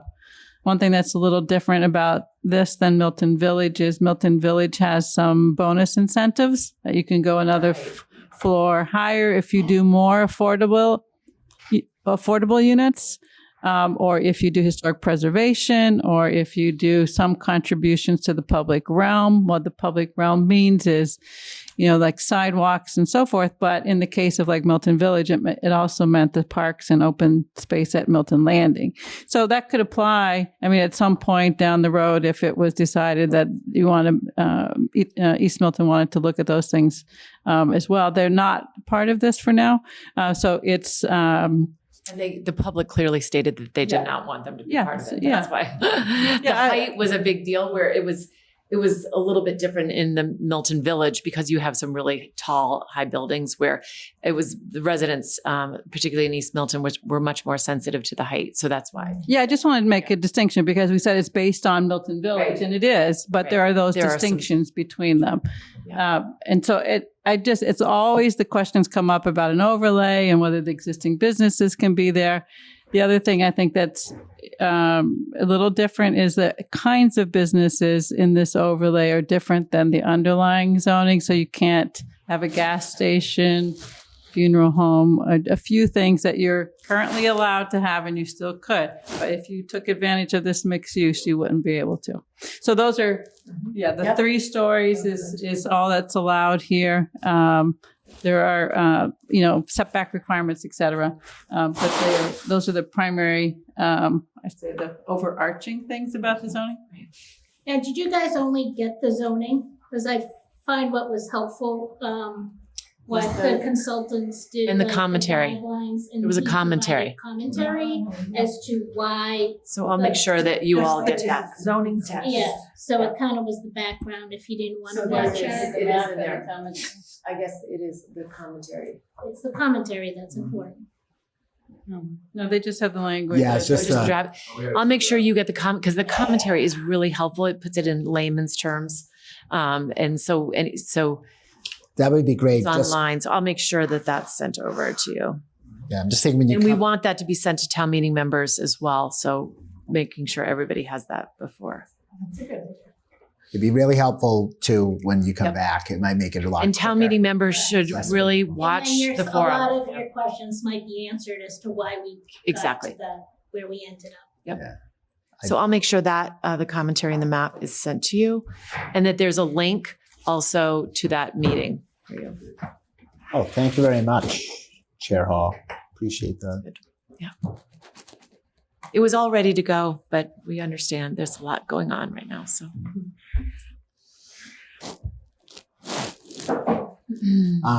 Like to discuss floodplain, might as well while we're here. So that is really, it's sort of a housekeeping. There's some small state language changes from what we currently have a floodplain bylaw right now. This is simply, we've been asked to update the map for Milton because some of those floodplain districts have changed. And so this is sort of a new updated map for the town, which really is important for those households who need to get a floodplain insurance. They need to know that floodplain insurance is required. So, and there are some language adjustments, but those are also as recommended by DEP. Yeah. Okay. Exactly. So it's pretty boilerplate from the state, pretty much. So more of a housekeeping just to make sure we're updated. So just a question. Assuming those maps are going to be updated by FEMA from time to time, why do you make reference to a specific map rather than just the then current map as prescribed by FEMA? So that it is continually up to date rather than having to go back and update it. I think it is.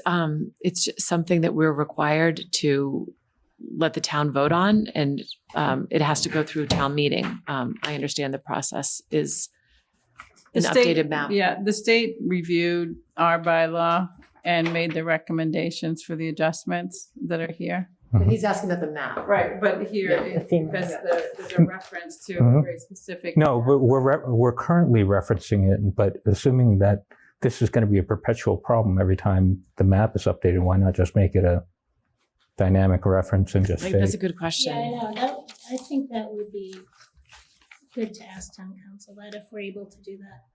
I think Cheyenne's had the discussions, our assistant town planner or director of planning, assistant director of planning and community development has had the discussions with the state.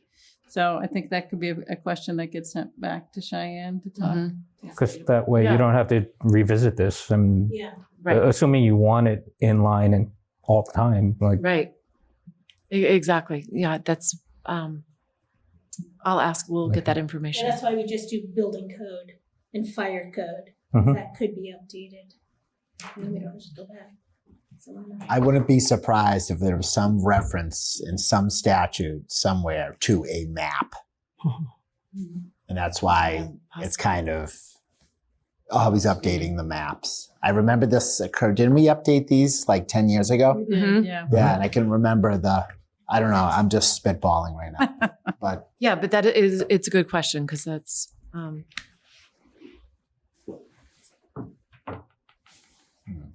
Because it says what dated July 8th, 2025. But they were reacting to the previous fixed map reference. Right. And if there's no reason, be more. if not So that, what triggered this is a letter from the state to the select because they saw the board then that got current. passed to the planning department, say you need to do this to update your bylaw, floodplain bylaw. So the very, like that particular question is not one we asked of Cheyenne, so we have to go back and ask. We asked different kinds of questions.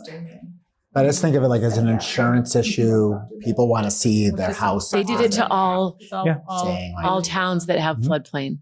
This was also sent to all towns that have have floodplain areas. So this was not just they just didn't send it to Milton. Yeah. FEMA updates the maps. And it was sent to all affected towns. So like 19, 20 towns received this letter. It was not just Milton specific. But the long and the short of it is people who are in the floodplain need this to be correct in order to get floodplain insurance. No, Flood insurance, rather. Yeah, you weren't questioning. Makes total sense. And while it's speaking of insurance, assuming that totally unrelated, but I was thinking back to a prior comment about just cause. But if there are town bylaws or regulations that run into weather or act of God related issues, I mean, you could consider just adding force majeure provisions to any of the act of God provisions to any of the laws so that you have that instant buffer. Yeah, in the general bylaw. That's a good question. And maybe the town clerk might be able to answer that because I think there are emergency procedures for. But if there are any town meeting, or or whatever it is, but. But if there are any time sensitive, time regulated things that you have concerns around weather, Exactly. just force majeure language and pretty standard, commonly accepted. Right, emergency. any questions about the floodplain? Any other comments from planning board just regarding? No, Thanks. that should be pretty straightforward. Okay, and I think that if we review, Are we doing this tonight? Are we going through it tonight? The floodplain article? Yes. Or are we doing, is that in June? this is a June. Floodplain? Floodplain No, is going to be floodplain. May. Oh, May. Yeah, So so let's go through it. Okay, then.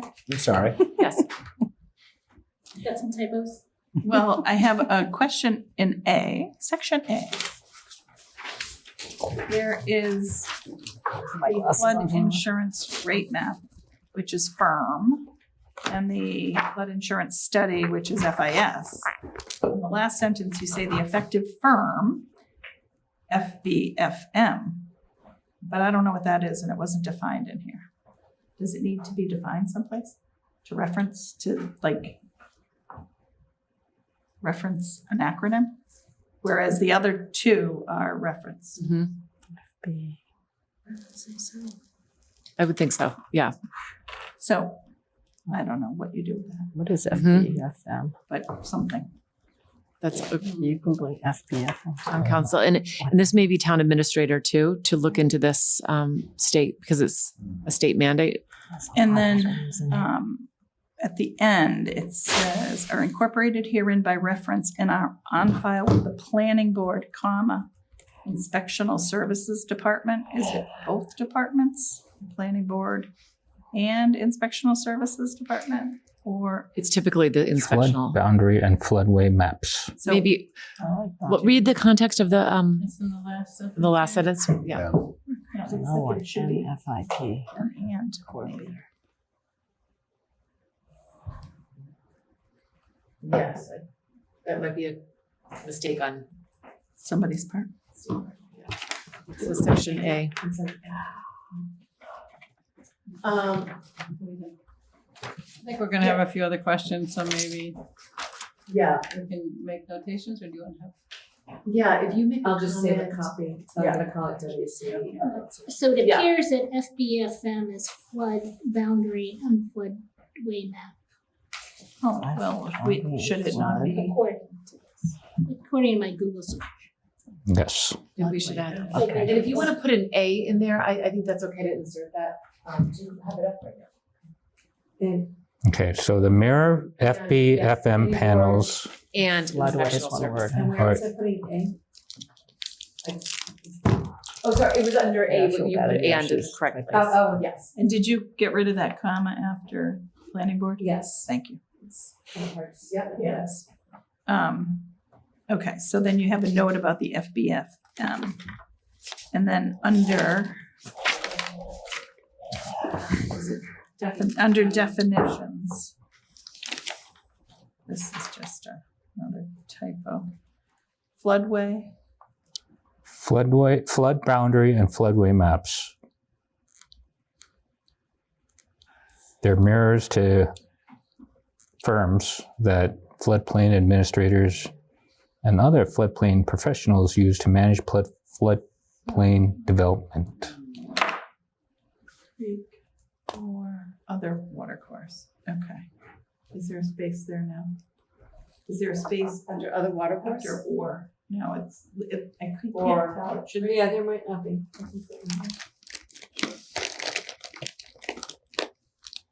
Thanks. And then if you go down to historic structure. It's oh no, it looks like it was fixed. There's a space in between B and C. That's all I had.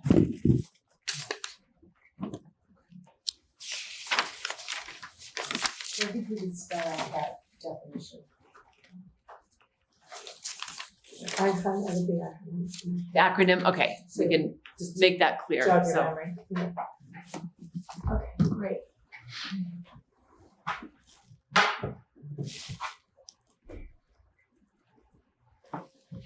Okay, anyone else? Anyone have it? Yeah. Any other questions, issues, or comments? I hope all goes well at town meeting for you. Thank you. Thank you all for Thank all your you. time and all your excellent questions. So I appreciate that. So I guess just as to the ADU and the site plan. Okay, so you're going to go back to town council and ask for the short-term, like Just a little Airbnb. language on those two items. Yeah, just if Yes. there's anything that he would want to modify to make that. And then any of the adjustments in the ADU. I mean, not the ADU, the site plan.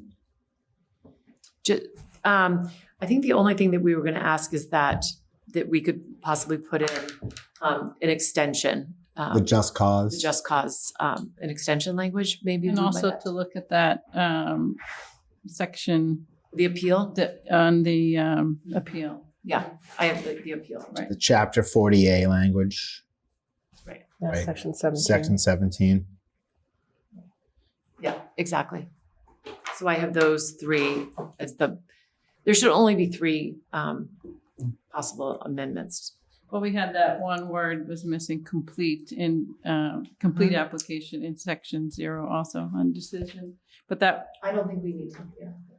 We don't need town council for Right. that, but we But need that that would be- word inserted. Correct.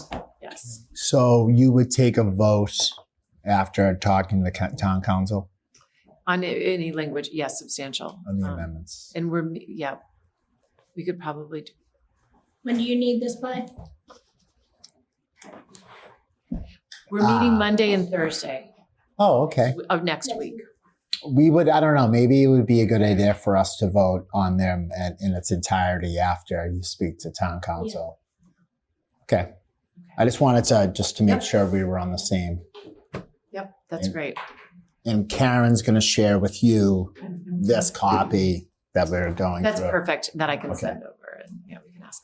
Okay, so we'll be in touch, I guess. Yes, good. And Yeah, but I think we're I think we're in a good shape. It's just I think those are great points that people asked for. And what we'll do is after our annual town meeting, we'll have you in briefly perhaps to answer some questions, but I think we'll be in a very good position to review the other two outstanding planning articles and give you any feedback if necessary. Yeah, that's great. And please, you can go ahead and watch that. We'll send all those information and that link for everyone to be able to watch the forum from East Milton Overlay. So I really appreciate your time and you. your explanations and much. all your efforts. Thank you so much. Thank appreciate you. to see you all. Thank you. I want to ask. Oh, Well, it's kind of just like you had a question. Oh, I have a plan that I pulled up based upon Macy's comment, and I don't think there's a second story in it, but I wanted.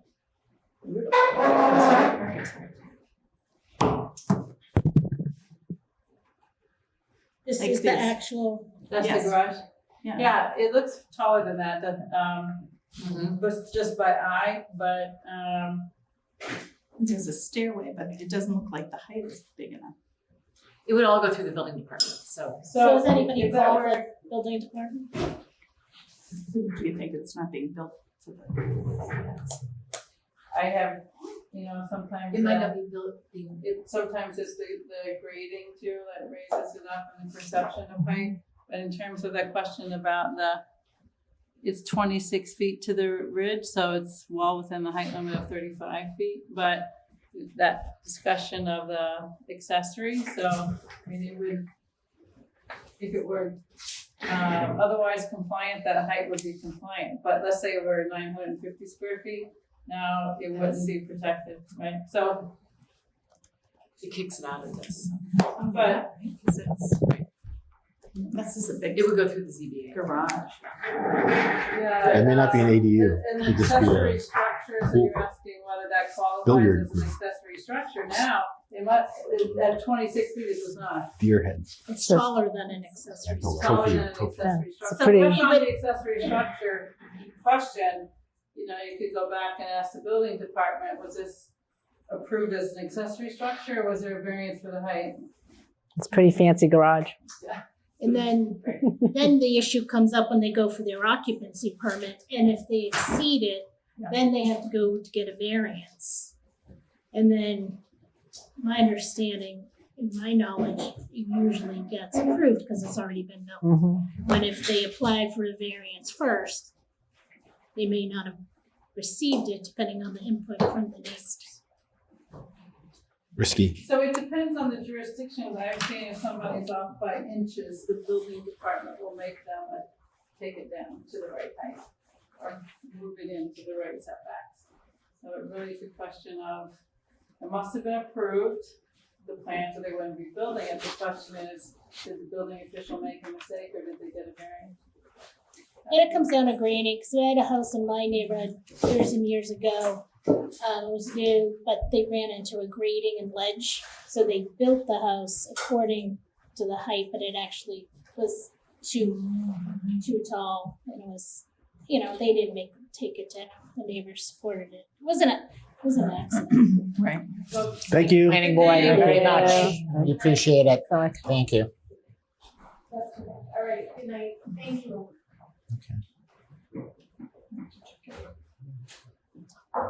Julia. Just wondering, and trying to take lessons from the last time, do we want to assign people to comments now for some of these things, even though we haven't necessarily seen the final version, but. No, that's a good idea because if someone's writing the comment, I want them to think about it. Brian wrote our last ones. I would give Brian the right of refusal since he already kind of put it together with the changes. I have a choice. There he is. Hey, Brian. Sure. When you need it by? It's a great picture. I don't know, next week, Brian? The ADU, right? Yeah, the ADU and the site plan. I mean, I assume, other than town council and maybe his suggestions or specific language changes, they're basically the same. Is that fair? Yeah, except I would also say that they incorporated the changes that were recommended at town meeting so that everybody calms down about. Oh, yeah. I mean, of course, Brian, everything that they've changed. Yeah. And, there were really two proponents of a lot of these changes at town meeting, and those were accepted. But I mean, by and large, it is very similar. Okay, got it.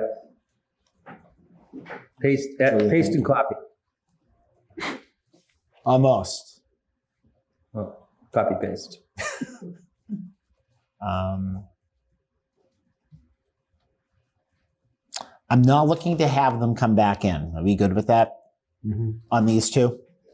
Yeah. Okay, Unless so town council says something, yes, that's. we don't have much time. So we're going to come back in with them, or we'll come back in with the language. We'll obviously have it distributed early enough. So if anyone here has a major issue, we can try to address it either prior to the meeting or very briefly in the meeting before that. So we're feeling pretty good about these. I think the other two will be relatively easy after we've done our review. I think the overlay, a lot of those questions will be answered. They've been working on this thing for years, as they said. Big night tomorrow night. We got schools coming in.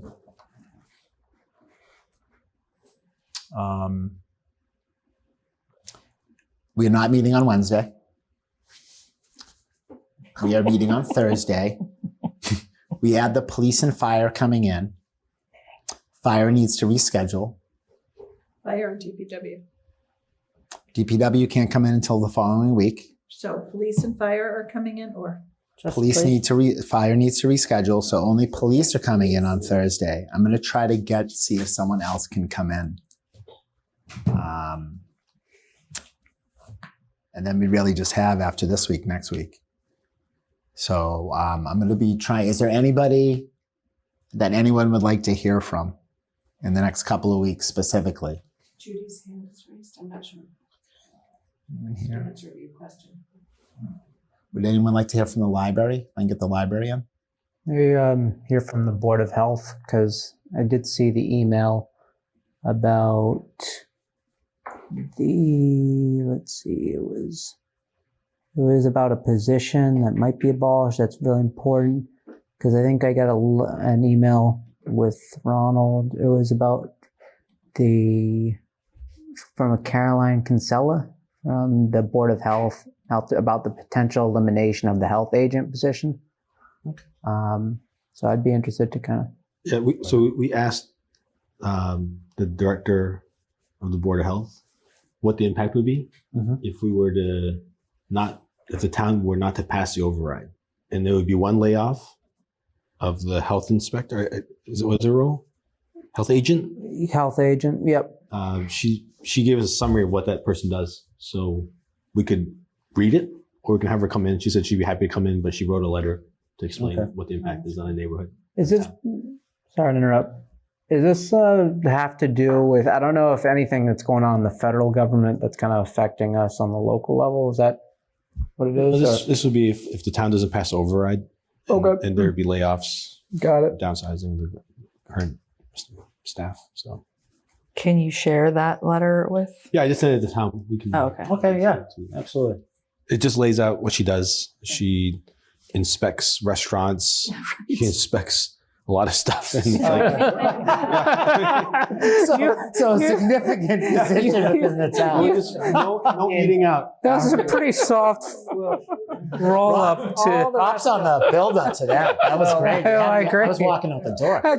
Just read the letter. I was like health inspector. Yeah, come over. Yeah, but these are the points. I mean, these are like some serious things. I mean, if we look makes at the sense, yeah. overrides for general town, they're minuscule, right? They're looking 1%, 2%, 4% increases per budget. I think the one might have had 14, but I mean, they are very, very small. But obviously, like issues like that, I mean, it would be obviously of great significance. So I can talk to the Board of Health.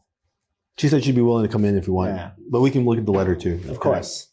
And also, Is it a long letter? No, Oh. one page. I've also been to some restaurants in town that's been pretty suspect with. Here we go. Like no, seriously. We do our own investigation here. Yeah. So. But yeah, and I know that is a question I think that people bring up, like who's looking at the restaurants, especially in light of that planning board hearing several months ago up in the square with the trash and everything.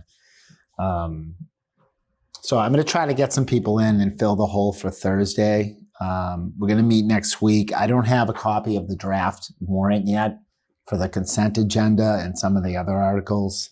Once I get a copy of that, either myself or Karen will forward it to you immediately so we can begin to go through some of those more of the typical historical articles that we go through and need to approve or put a recommendation in for town meeting to approve.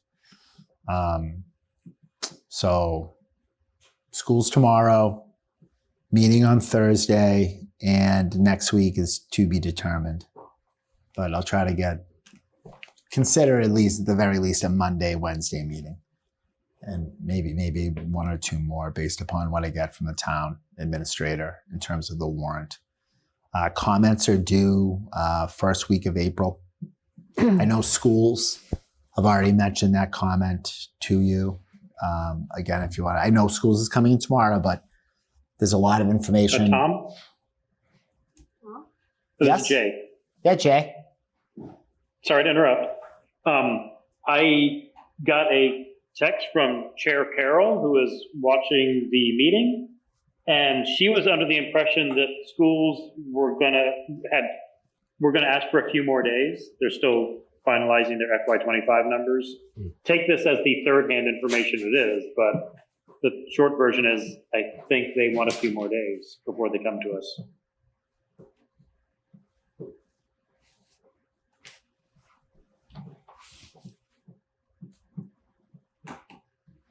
I can't hear anything. No one's saying anything, Jay. Everyone's stunned. Stunned us into silence. You did a mic drop. She said you might have gotten some emails from Mark to this effect.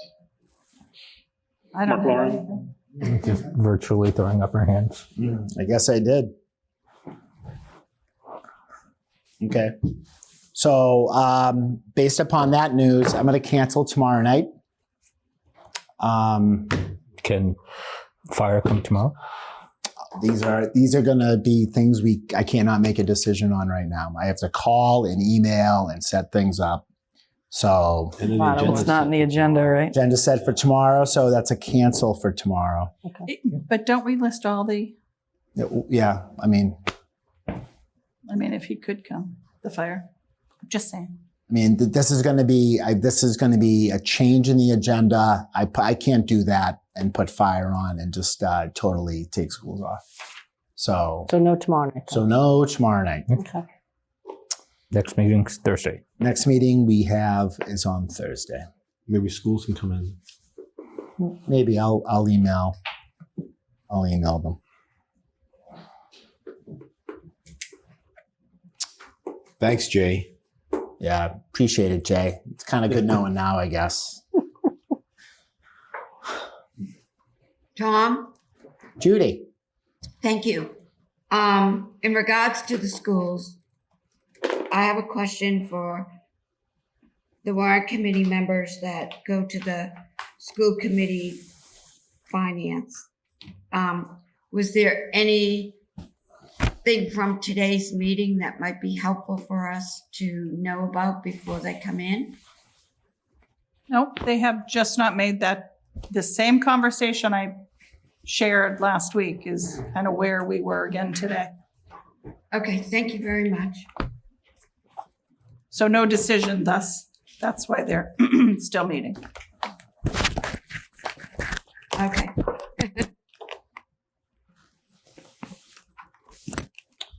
Okay. Anyone have anything else they'd like to discuss or talk about? Do you have a motion? Second? Second. Macy, all in favor? Aye. Thank you. We are adjourned. Thank you. Thanks.